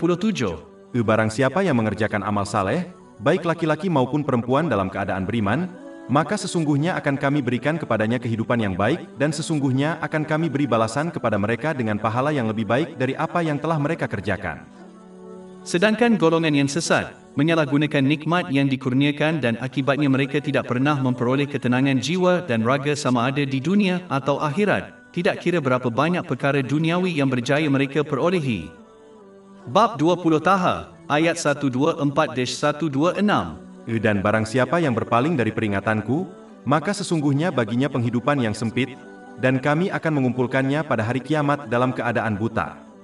Dia akan berkata, "Ya Tuhanku, mengapa Engkau menghimpunkan aku dalam keadaan buta, padahal aku dahulunya adalah seorang yang melihat?" Allah berfirman, demikianlah telah datang kepadamu ayat-ayat kami, lalu kamu melupakannya, dan demikian pula kamu pada hari ini dilupakan. Memahami perbezaan ini adalah salah satu ajaran utama surah 1 Al-Fatihah, yang seterusnya meringkaskan Al-Quran. Jadi, orang yang memahami dan mengamalkan pelajaran ini, sedang bertindak berdasarkan Al-Quran. Akhir sekali, seseorang itu hendaklah menyempurnakan bacaan surah 1 Al-Fatihah dengan perkataan Amin. Perkataan ini adalah permohonan kepada Allah Ta'ala agar menerima doa yang disebutkan dalam surah ini. Apabila perkataan akhir seseorang aminin sepadan dengan kata akhir para malaikat semasa solat, dosa-dosa kecil mereka akan diampuni. Ini telah dinasihatkan dalam hadis yang terdapat dalam Sahih Bukhari nombor 782. Segala puji bagi Allah, Tuhan sekalian alam, dan selawat dan salam ke atas junjungan akhir Nabi Muhammad, keluarga dan para sahabatnya yang mulia. Bab 1 Al-Fatihah. Surah ini dinamakan Al-Fatihah, yang boleh bermaksud pembuka kitab. Oleh itu, solat hendaklah dimulakan dengan bacaan surah ini. Ini telah dinasihatkan dalam hadis yang terdapat dalam Sunan An-Nasai, nombor 910. Ia telah dirujuk sebagai ibu kitab, oleh tidak lain daripada Nabi Muhammad SAW. Hal ini disebutkan dalam sebuah hadis yang terdapat dalam Sunan An-Nasai, nombor 915. Dalam sebuah hadis yang terdapat dalam Sunan Ibn Majah, nombor 3785, Nabi Muhammad SAW telah mengisytiharkan Al-Fatihah sebagai surah yang paling agung dalam Al-Quran. Boleh jadi sebab solat itu dianggap cacat sekiranya surah ini tidak dibaca di dalamnya. Ini disokong oleh hadis yang terdapat dalam Sunan An-Nasai, nombor 910. Ada yang percaya ia juga dipanggil ibu kitab, kerana ia mengandungi makna keseluruhan Al-Quran. Perkara ini telah disebutkan dalam tafsir Ibn Kathir, jilid 1, halaman 43. Maka pada hakikatnya, sesiapa yang memahami dan mengamalkan ajaran surah 1 Al-Fatihah sebagaimana yang difahami dan diamalkan di atas keseluruhan Al-Quran, Al-Quran mengandungi 7 perkara yang kesemuanya telah disebutkan secara ringkas dalam bab 1 Al-Fatihah. Yang pertama ialah tauhid yang bermaksud, tidak ada yang berhak disembah dan ditaati melainkan Allah yang Maha Tinggi. Al-Fatihah dimulakan dengan menyebut perkara ini. Bab 1 Al-Fatihah, ayat 2. Segala puji bagi Allah, Tuhan semesta alam. Subjek kedua yang disebutkan dalam Al-Quran dan ditunjukkan dalam Al-Fatihah adalah kenabian. Dalam surah Al-Fatihah ayat ke-6, Allah Subhanahu wa Ta'ala menyebutkan jalan orang-orang yang dianugerahinya. Bab 1 Al-Fatihah ayat 6. Tunjukilah kami ke jalan yang lurus. Jalan ini yang menuju ke syurga adalah jalan para nabi so. Orang-orang yang telah diberkati disebutkan dalam ayat Al-Quran yang lain. Bab 4 An-Nisa, ayat 69. Para nabi, orang-orang yang benar, orang-orang yang mati syahid, dan orang-orang yang soleh, sungguh kumpulan yang terhormat. Subjek ketiga yang disebut dalam Al-Quran adalah ibadah dan ketaatan kepada Allah SWT, dan disebutkan dalam ayat 5 Al-Fatihah. Surah 1 Al-Fatihah, ayat 5. Engkaulah yang kami sembah, dan kepada Engkaulah kami meminta pertolongan. Subjek keempat yang disebut dalam Al-Quran terdiri daripada janji-janji berkat dan amaran azab. Perkara ini dirujuk dalam ayat 4 Al-Fatihah, yang mengingatkan manusia bahawa janji dan amaran ini suatu hari nanti akan disaksikan oleh semua. Bab 1 Al-Fatihah, ayat 4. Penguasa hari pembalasan. Mata pelajaran kelima yang dibincangkan dalam Al-Quran terdiri daripada kisah dan pengajaran. Pengajaran yang secara khusus disebut dalam Al-Fatihah, ayat 6 dan 7, ialah bagaimana Allah Ta'ala memberi pahala kepada orang yang bertakwa dan menghukum orang yang berdosa dari umat terdahulu. Bab 1 Al-Fatihah, ayat 6-7. Tunjukilah kami jalan yang lurus. Yaitu jalan orang-orang yang telah engkau anugerahkan nikmat kepada mereka, bukan jalan mereka yang dimurkai dan bukan pula jalan mereka yang sesat. Subjek keenam yang dibincangkan dalam Al-Quran menyebutkan unsur-unsur hari kebangkitan. Pada masa inilah Allah Ta'ala akan membangkitkan seluruh makhluk setelah mereka mati untuk menilai amal yang mereka lakukan selama hidup di bumi. Ini ditunjukkan dalam ayat 4 Al-Fatihah. Bab 1 Al-Fatihah, ayat 4. Penguasa hari pembalasan. Subjek ketujuh dan terakhir yang dibincangkan dalam Al-Quran dan diringkaskan dalam Al-Fatihah terdiri daripada doa kepada Allah yang Maha Tinggi. Al-Fatihah mengajarkan manusia cara berdoa yang betul kepada Allah Ta'ala. Hendaklah seseorang terlebih dahulu memuji dan memuliakan Allah yang Maha Tinggi menurut kedudukannya yang tidak terbatas. Ini paling baik dicapai dengan menggunakan pernyataan yang disebutkan dalam Al-Quran atau hadis Nabi Muhammad SAW. Ini ditunjukkan dalam surah 1, ayat 2-3 Al-Fatihah. Segala puji bagi Allah, Tuhan semesta alam, yang Maha Pengasih lagi Maha Penyayang. Menunjukkan kelemahan dan kerendahan hati adalah bahagian penting dalam doa. Ini ditunjukkan dalam surah 1, ayat 5 Al-Fatihah. Engkaulah yang kami sembah, dan kepada Engkaulah kami meminta pertolongan. Dua ayat seterusnya, 6 dan 7, adalah doa itu sendiri. Bab 1 Al-Fatihah, ayat 6-7. Tunjukilah kami jalan yang lurus. Yaitu jalan orang-orang yang telah engkau anugerahkan nikmat kepada mereka, bukan jalan mereka yang dimurkai dan bukan pula jalan mereka yang sesat. Meminta petunjuk yang benar dan berlindung daripada jalan yang jahat adalah doa yang mesti dilakukan oleh umat Islam, kerana ia adalah matlamat yang paling penting untuk dicapai. Menetapkan surah ini pada permulaan Al-Quran adalah tanda bahawa Allah Ta'ala menggesa umat manusia untuk membaca, mengkaji dan mengamalkan Al-Quran dengan tujuan untuk mencari jalan yang betul dalam kehidupan, iaitu jalan yang lurus yang disebutkan dalam ini. Bab. Maksudnya, seseorang tidak boleh membaca dan mempelajari Al-Quran dengan motif duniawi dan duniawi. Sebaliknya mereka harus membiarkan bab ini membimbing niat dan tindakan mereka dalam memperoleh kejayaan dalam kedua-dua dunia. Bab ini juga menjelaskan bahawa petunjuk yang benar melalui setiap keadaan di dunia dan akhirat hanya diperolehi melalui ketaatan secara praktikal kepada Allah Ta'ala, kerana suatu jalan tidak berguna sehingga ia ditempuh secara praktikal. Ketaatan yang ikhlas ini yang telah ditunjukkan dalam 2 ayat terakhir surah ini melibatkan penggunaan nikmat yang telah dianugerahkan dengan cara yang diredai Allah Ta'ala. Ini digariskan dalam Al-Quran yang lain yang mana bab 1 Al-Fatihah memimpin dan secara praktikal ditunjukkan dalam tradisi Nabi Muhammad, selawat dan salam ke atas baginda. Sungguh pelik betapa ramai umat Islam yang kerap membaca surah ini tetapi gagal untuk mentaati Allah yang Maha Tinggi. Petunjuk yang betul yang disebutkan dalam bab ini, bab yang mereka baca secara teratur, tidak boleh diperoleh tanpa tindakan.